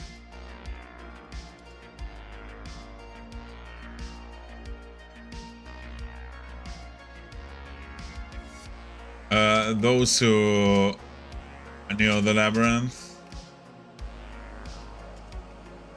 could safely navigate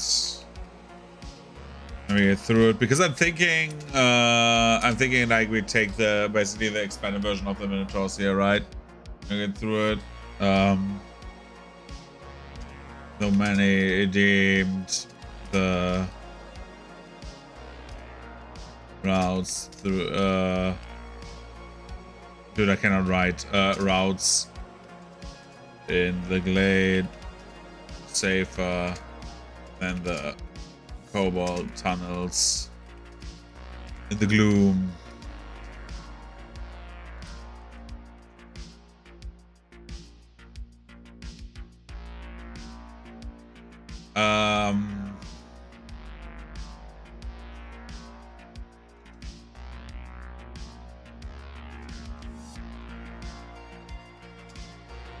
Cobalt tunnelers would set up elaborate traps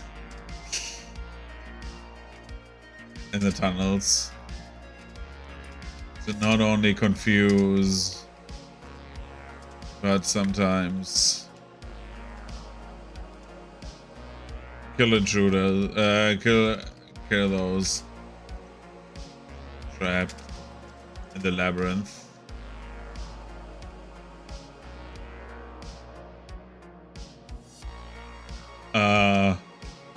With some rumors being that the kobolds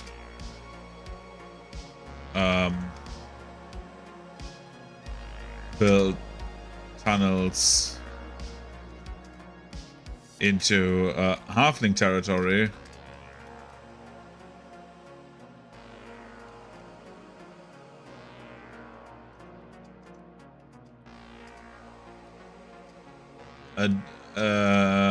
Which would be a death sentence to those who trespassed. I think like some kobolds are like, oh yeah, this goes way too close to the nest. How about if they want to go to our cities underground in the labyrinth, we send them to the halflings? Yeah. I think they would absolutely like have some tunnels going into halfling territory, and then the people would just get shot.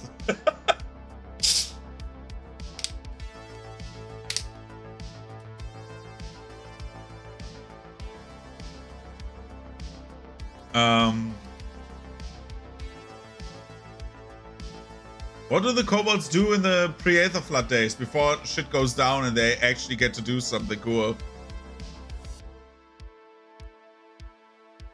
No.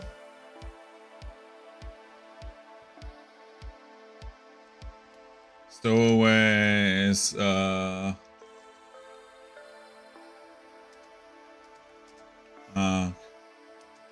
termite.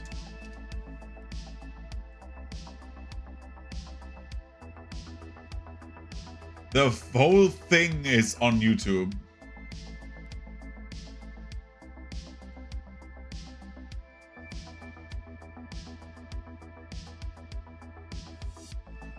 Doom shall remedy this later. I mean, the quality is shit because it's like 4080p, right?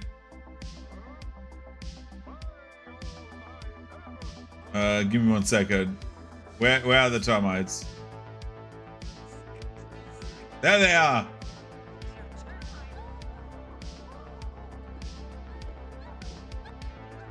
Are these the termites?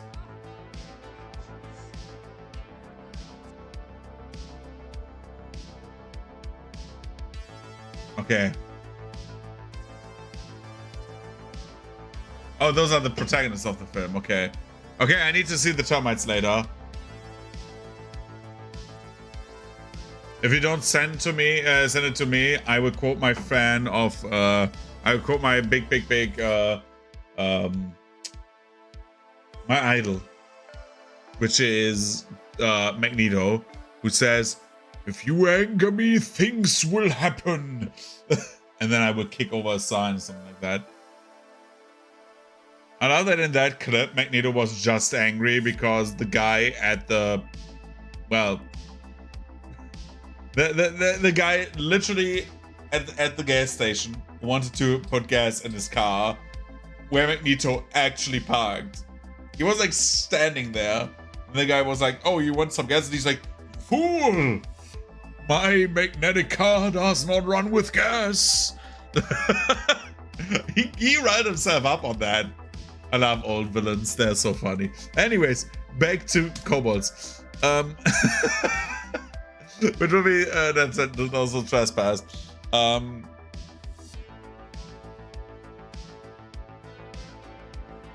Okay. Is it long? Because then we will quickly do this one. Oh. It's like 1 hour and 70 minutes. That's such a weird runtime. Now listen, children. We are going to organize a search party. There are many tunnels here that are not drilled by us. We must find out who made these mysterious passages that I've been seeing. Off you go, kids. Make a thorough search. Okay. Well, Alice, what are you waiting for? We to join in this search as well. Not me, surely. You too, my dear wife. We'd best get started. I don't know why the voice acting is so weird. He's like, "Okay, Alice, now we are going." Right? It's like the guy is sounding like he's like getting like, I don't know. Best sound effects. Dude, that is like so much 80s.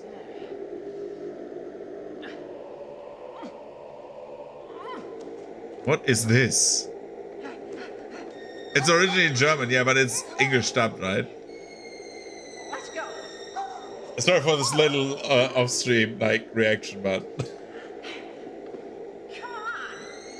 come on! Dude, they would defeat a wooden gun, right? Oh my god, the sound effect. I'm confused. I'm so fucking confused. Okay.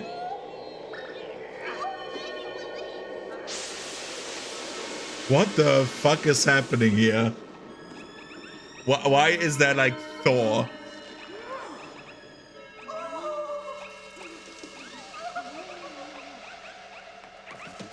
What the fuck?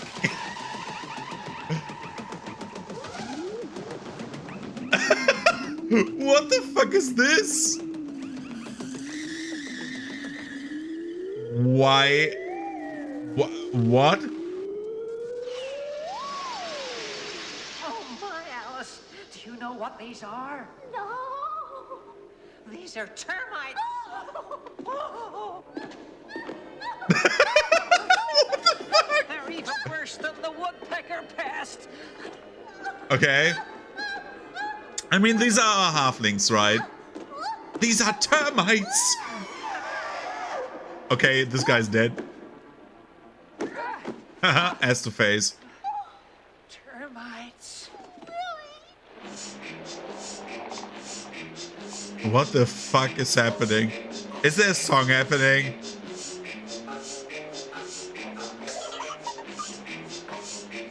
Why does it sound like... Why does it sound like a copy version of the of one of the Mario themes? You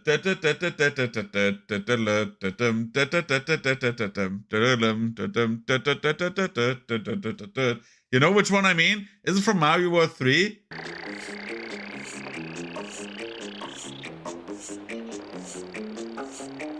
It reminds me very much of that. What are they doing? What? Why are they making...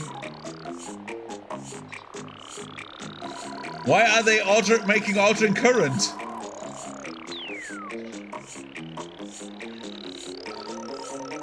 What? Okay, this is enough.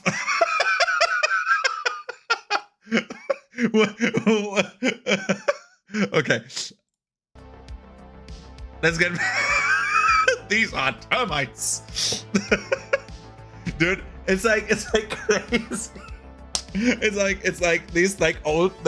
I love old shit because it's like so weird, but at the time it was normal, and I like it when it gets like bizarrely funny, right? Where it's like so weird that you're like, huh? Okay, anyways. Do we add something to the kobolds before the Aetherflood? Because at this moment they are blind to it, right?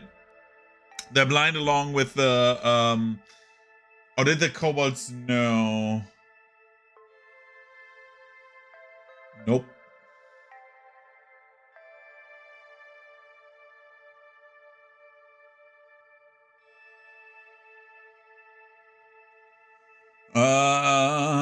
The next step, who maintained, okay.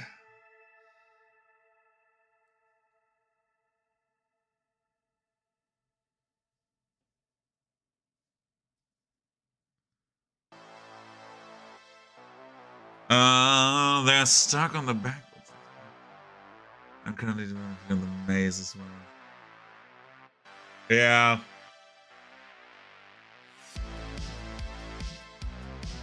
Yeah, exactly. Because like the only people who would notice them would be like everyone would notice the Minotaurs, but not the kobolds, right? The kobolds are like an absolute wild card. Which would be a death sentence to those who trespassed. Then would continue their work until the firing of their hands of... I need to make Zahando in quotation marks of Zahando in the faraway on the faraway Kaiko Island, right? I still love that we never named it anything else but Kaiko Island, and even acknowledged it by saying, yo, it's called Kaiko Island, but it's like 10 islands or so, and like the dwarves were lazy and nobody corrected them. On the faraway Kaiko Island. And then we go to Aetherflood. The only thing the kobolds realized before the rapid flooding of their underground homes was the stirring of Aether in the gloom.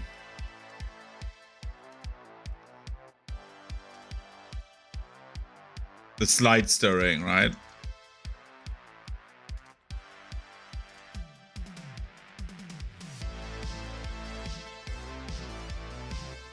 The hatcheries.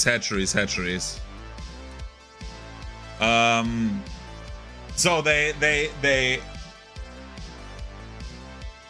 There are the hatcheries. Hatchery's gonna hatch, right? And then all of a sudden, they see, whoa, why is the Aether that we use to like make sorcerers doing some stuff? Why is it doing this? And all of a sudden, Aether everywhere, right?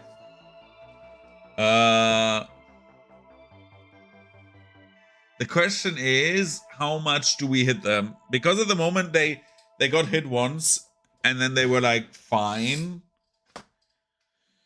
I think much is destroyed, but many, like most of the people survive, right?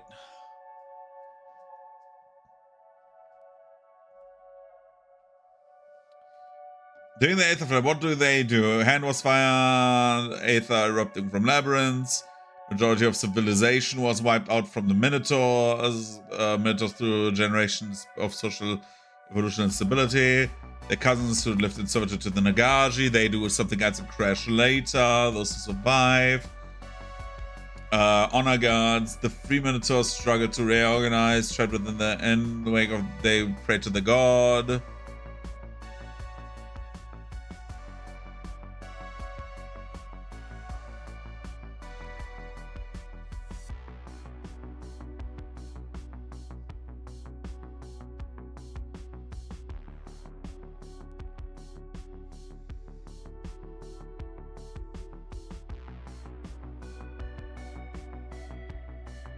Yeah, especially we have to remember that like we said with the Minotaurs that there was a giant actually living under the labyrinth, right? Because they just built like willy-nilly. So probably they would like also realize that like some of their tunnels are gone now and moved over there like 2 kilometers to the west.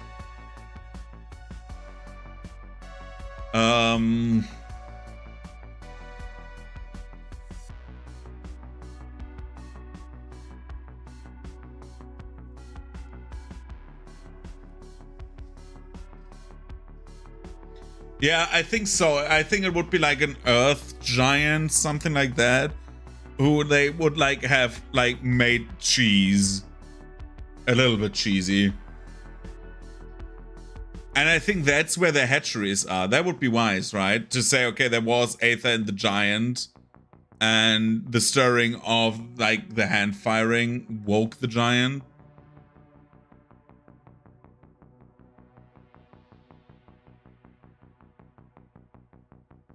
Yeah.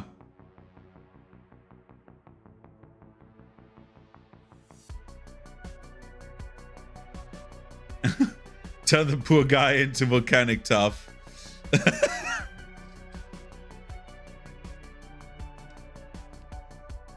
The flood swallowed a majority of the lower tunnels, consuming an entire generation of eggs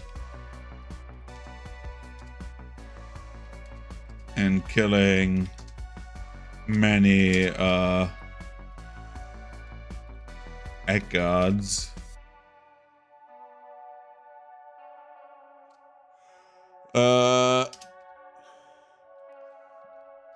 Those who were lucky enough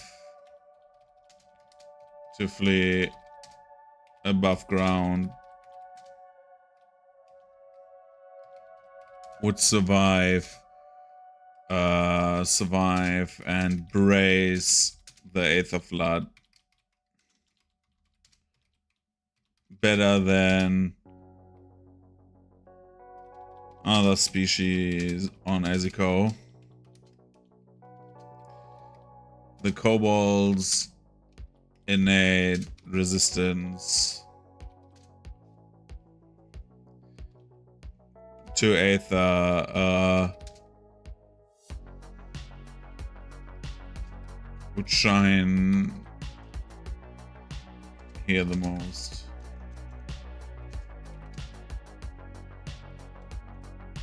And save the lives of those trapped in the labyrinth.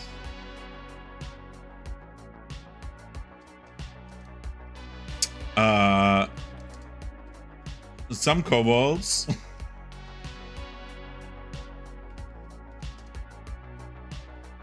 would be suddenly ripped out of the earth while fleeing.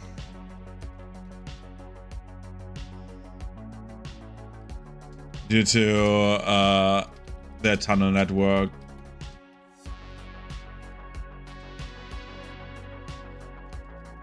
Penetrating the body of a dormant giant.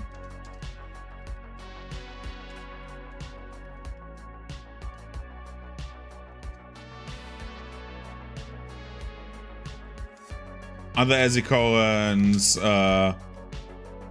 would have called this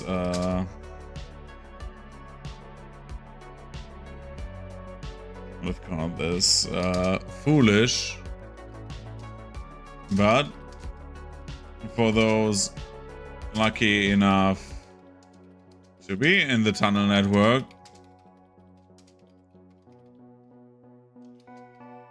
it would be a boon. So basically they get like escorted out of danger scot-free, right? Because they were just fucking idiots.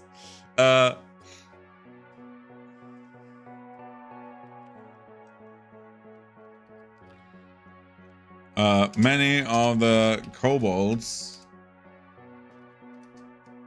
who were escorted by the giant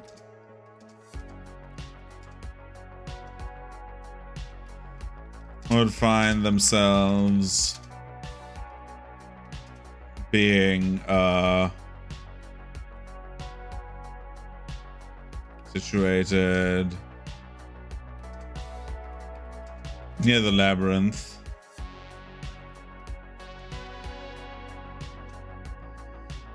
and being able to help their allies within the prison of their own making. I think this is like what happened. Like the kobolds just like, I think the kobolds are like so dependent on one another that they would just rush back and help. And now that they're outside, they have like options, which is great. Rescue efforts of kobolds and minotaurs alike would take weeks, and both factions, no, both species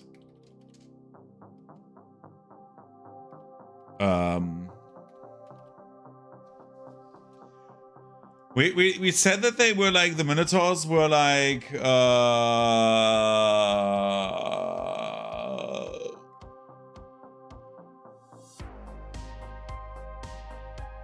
they were like throwback generations of like social evolution and stability, right? So I think the kobolds should be like there to like catch them when they are falling. One another on rebuilding and keeping each other safe. But the minotaurs are like losing their shit. I think the kobolds are just pretty stable, right?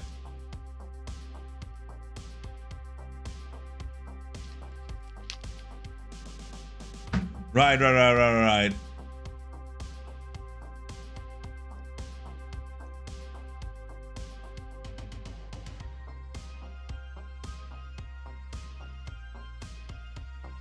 Because they are like praying and the labyrinth moves, right? And the next step for those who remain on the surface was to work, maintain, and recover splinter form of their domain. So they are like working with the kobolds now, right? The other ziggurat ones are like the ones longer there. Because War of Unity is what you said. Most of them are dead, so they are like out of harm's way. And it's funny that nobody sees the fucking kobolds. Like, I think the kobolds are like the most untouched. Which actually up to the Aetherflood, like, I like the idea, the through line we still have, of the kobolds being very stable because they never met the orcs. Like, they never encountered truly the orcs, which is like always the destabilizing factor, like where everything goes to shit story-wise for every species, right? Species. I cannot speak.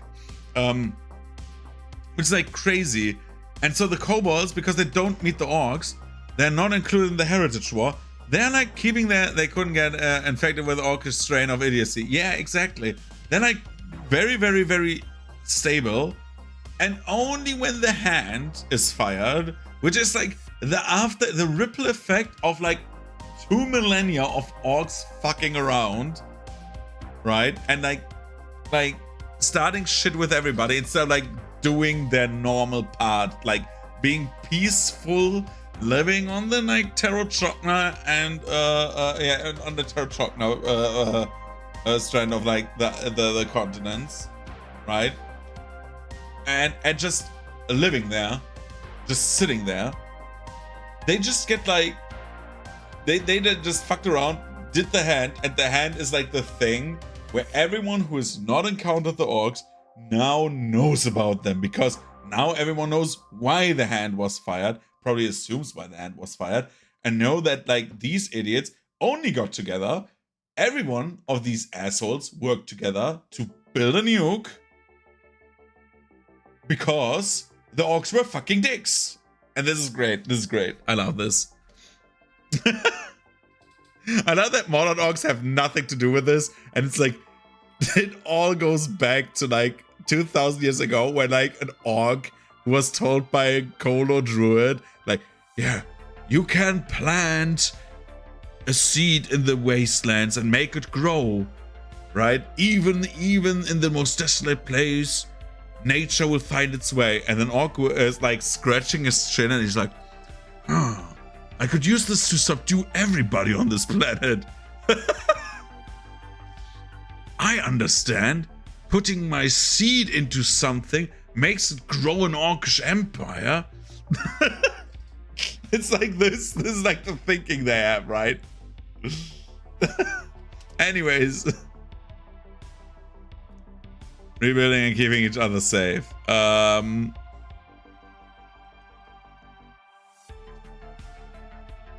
then we go War of Unity, right? They don't have anything to do with in the War of Unity.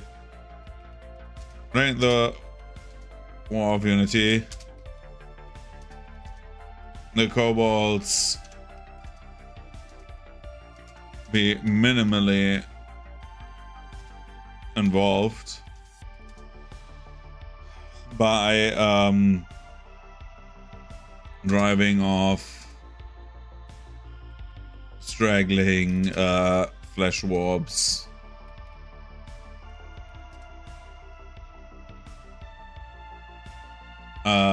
With most of the attention. I'm like going with that as well, like with them like going to work as mercs, right? So flesh warps with most of the attention falling onto the Nagaji and their allies.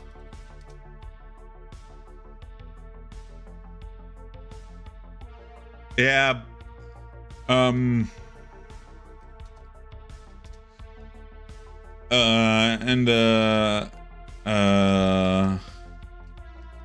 during these conflicts, I think the Nagaji were like they used others to fight their fights, right? War of Unity.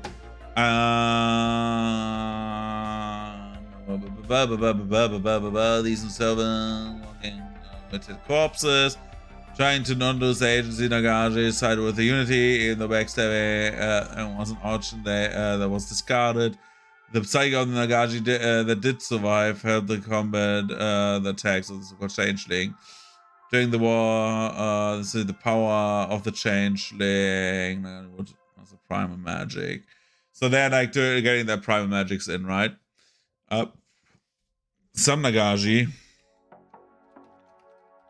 would spot and communicate with some of the Minotaur and Cobalt scouts.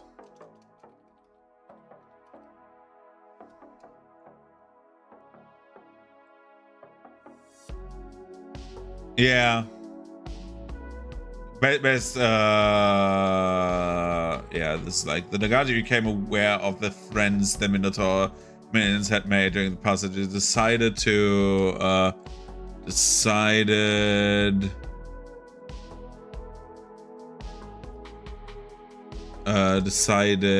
to make an opportunity of this new species.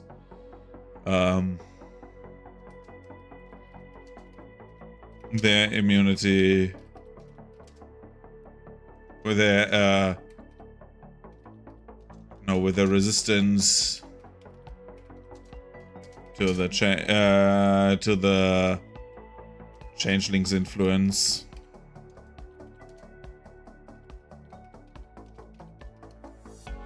The kobolds were made made into a strike force.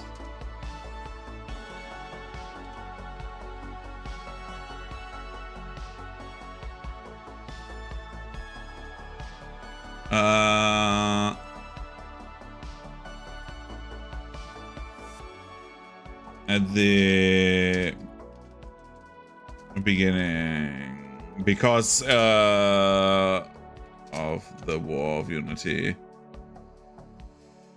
would be made into strike force of sappers who could build tunnels,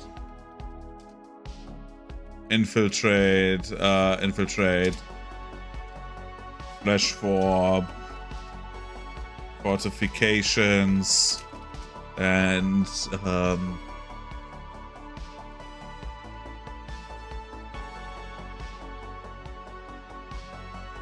plant explosives,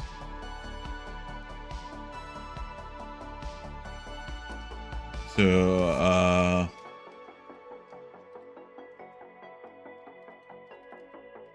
destroy a majority of outposts.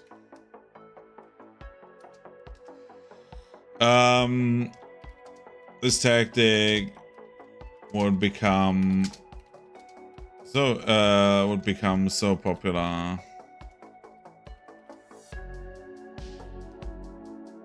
Yeah.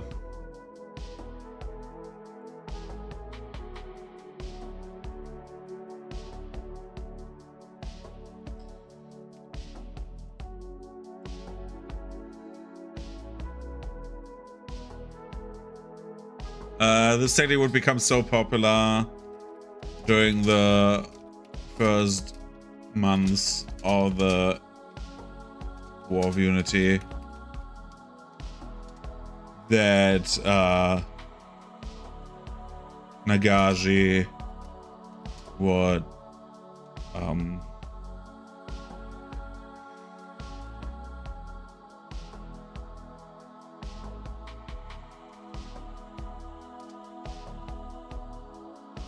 that Nagashi would send kobolds all over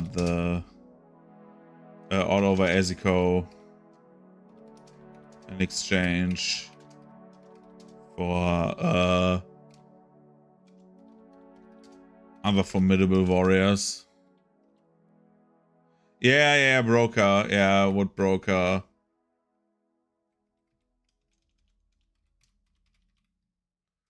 Kobolds all over Eziko in exchange for formidable, because I think that's what the Nagashi do, right? We need to get like some of the other species to like the other metropolises, at least when they start off. So we just don't have like true racial separation, but like to have like a little bit of like intermingling, just with like different population rates, right? Where like they have a few elves, but they are like a very clear minority in like, for example, in Remedy or Garden. Was all over Eziko in exchange for other formidable warriors. And resources. No, and weaponry.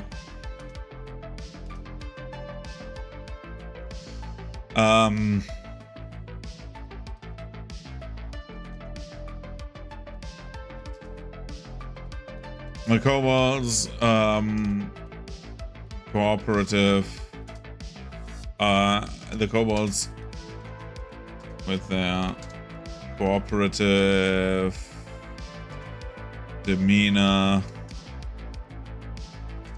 gladly accept.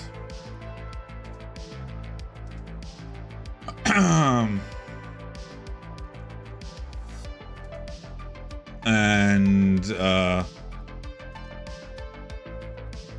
would spread over the globe.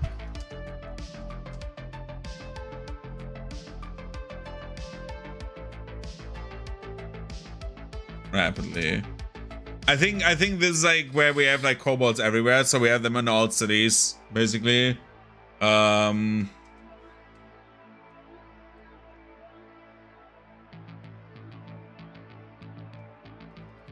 Together with their many allies.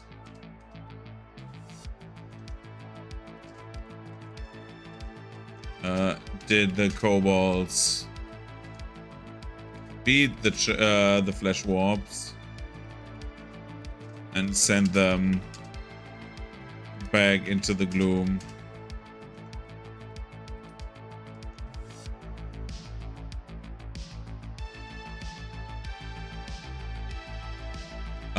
No, push them back into the gloom, right?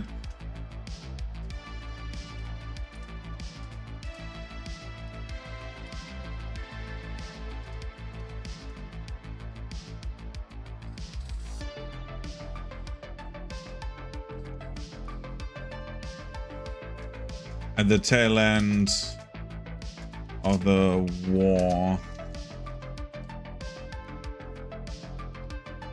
kobolds would stay in their new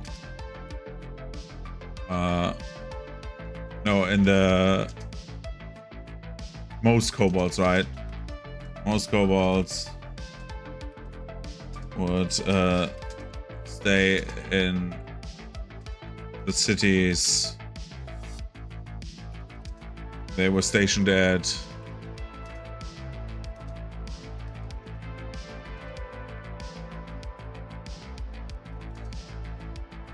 Building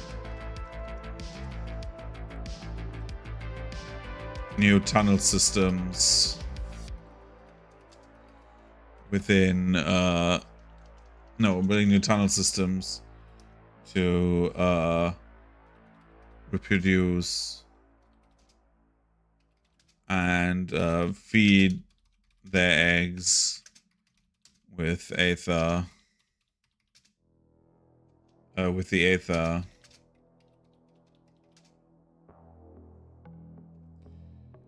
Now abundantly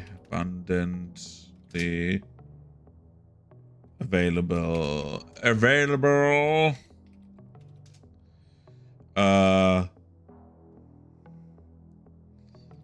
Everywhere.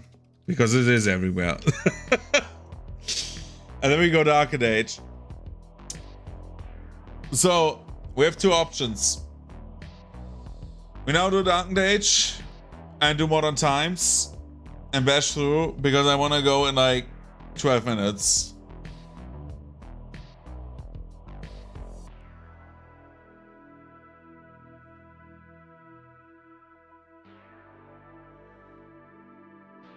Yeah, true.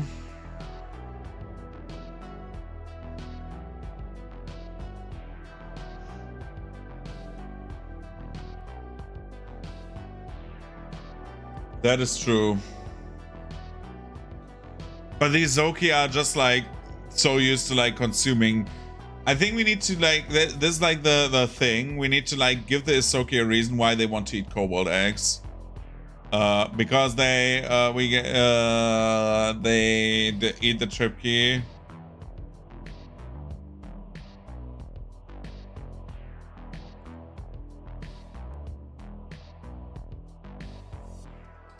I think one reason is like culturally Isoki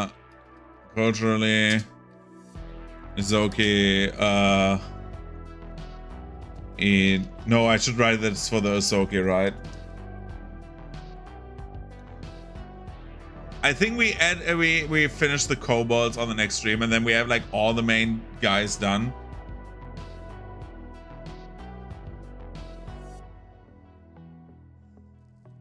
Yeah. True.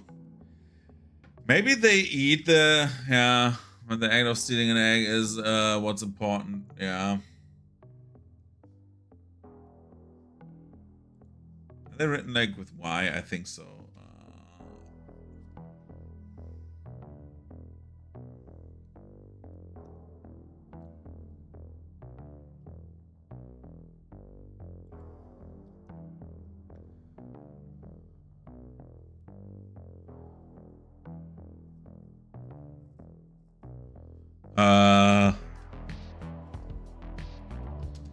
Act of stealing and consuming an egg is culturally important to the Isoki. We need to find a reason why, but we get to that once we get to the Isoki again. I think we are doing like, I think what we're doing, because I would like love to something for another stream. Yeah, I think for this stream, I would actually call it. We have done a lot of writing. I know we have talked a lot off-topic stuff, but for what we have, it's like 3 hours now. It's fine.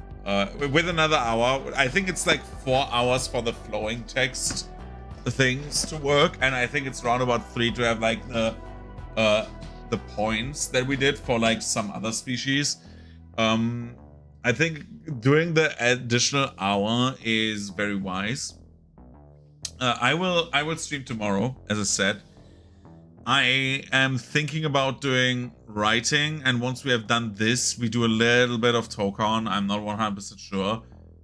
And then like maybe I do a third one on Wednesday, but I'm not sure if I do this. It depends. It depends how I feel, because I cannot wait. I cannot use my entire free time on like streaming every evening, because like between work and streaming, it's like eating and like doing a little bit of chores, and then like that's it, right? But and this is like my hobby, so like I'm not complaining. Oh, I need to do my hobby, right? It's like it depends like on setting this up and stuff like that. It's not that bad, anyways. I would say Dark Age monetize, because this is the interesting part for them, because we need to like put them socially in there, because at the moment they're like very seamlessly sitting there, the kobolds. But I would do this, and then we do Isoki, Leshies, Vanara, Sprites, which is like the last ones, and Goloma and Cirki. We can be very, very creative with those, because those are, we can like involve with anyone and just add like a few lines in this. I have done before I go, because again 8 minutes, I can like, if I want to go to the latest, I've done a little bit of like Vanara brainstorming. This is not canon, because there's like much contradictory stuff. But the only thing I had like originated from Central Renar, it's not true anymore, because we said we have like from like southeastern right now, from the thing that looks like a dick up there. They come from like the dickish part of Renar. and they retreat to the central mountains, right? That's, I think, what we established back with the gnomes. And then I said basically that they were like very much like cooperative hunters, and gatherers, very much like humans, right? But they basically get like Aether access very, very early, but don't really understand what it is. And while they flee and need to retreat from the orcs, they get into like this like existential thing where they need to find the place in the world. And I wanted to go with them and do a little bit of a funny thing, where like the obvious thing is that they are monks, right? They're written to be monks for the most part, monks and like warrior fighters. But I want to be a little bit different with this. I want to make our settings Vikings and also thieves. And I was like thinking that they have Viking origins, because they have like this entire feat chain where they like thrive to find the ancient Vanarans, or like these giant ass monkeys, and they can like cast enlarge later on, I think, during the feat chain, where they become bigger to like have this like glorious appearance. And I feel like that is like what were the Vikings of this like setting, like giant ass monkeys traveling like the wastes and like being raiders. And while like trying to uncover the secrets, they would just like go on like thievery sprees, right? So the Vanarans are just like existing out there, and they would just go out and study and find artifacts.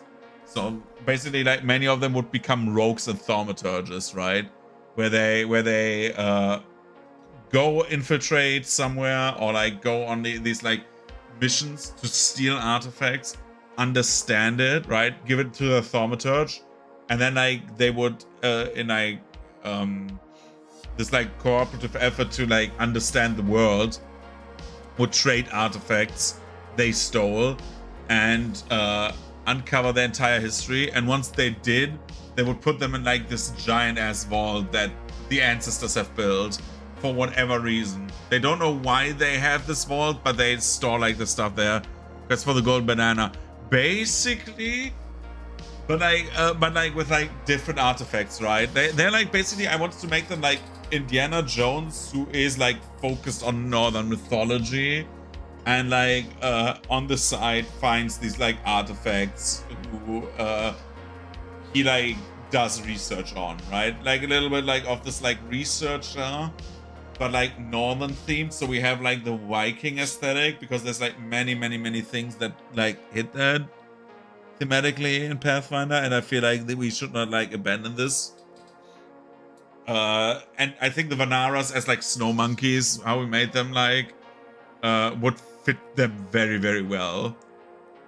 But that is my idea for them. I'm not 100% sure. The sprites will be like Fey vampires who become pure Fey after they give the vampirism to the elves. And then like Goloma and Circe, we are doing our little creative writing sessions later.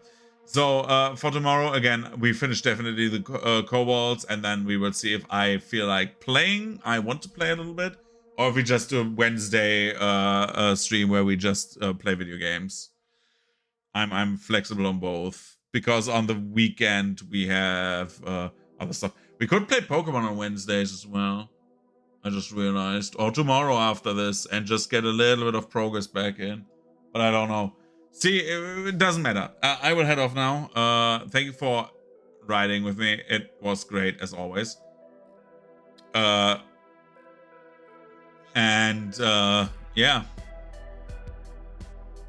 We are making good progress, and we should definitely hit that goal of finishing the kobolds, and thus all the common ancestries as like nice little like text, except for maybe the dwarves and the flesh warp, but we will put those into sentences at some point.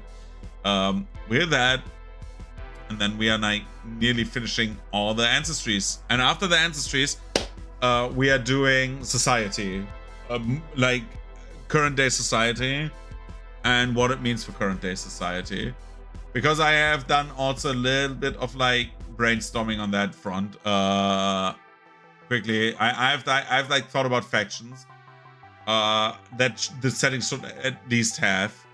And I think that is like obvious stuff, right? Because of the backgrounds of the ancestries. I just did like a little bit of like brainstorming. Okay, who does what?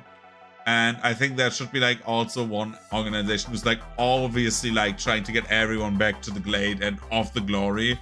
That is not the Itari.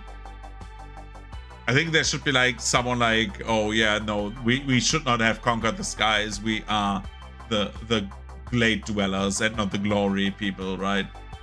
But again, that is for some other time. I will head off. Thank you for watching and thank you for being here.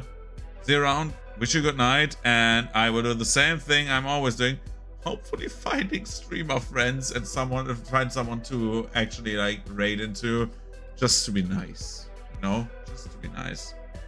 Twitch.tv. Do I have?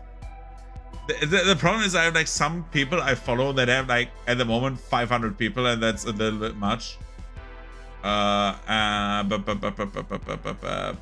my poor friend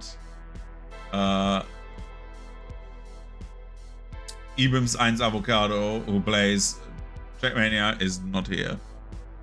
It's not online, and the rest is like 1,000 people. And I don't know some of these streamers. There's Manta. I could raid into Manta because it's funny.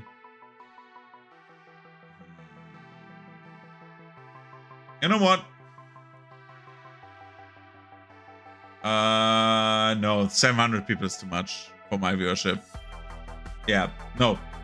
700 at the moment is too much. But anyways, we will see each other tomorrow. Yeah. Hopefully tomorrow I find someone to raid. I think 700 people is still too much. 100 maybe, but not 700. Anyways, see you around. Bye-bye.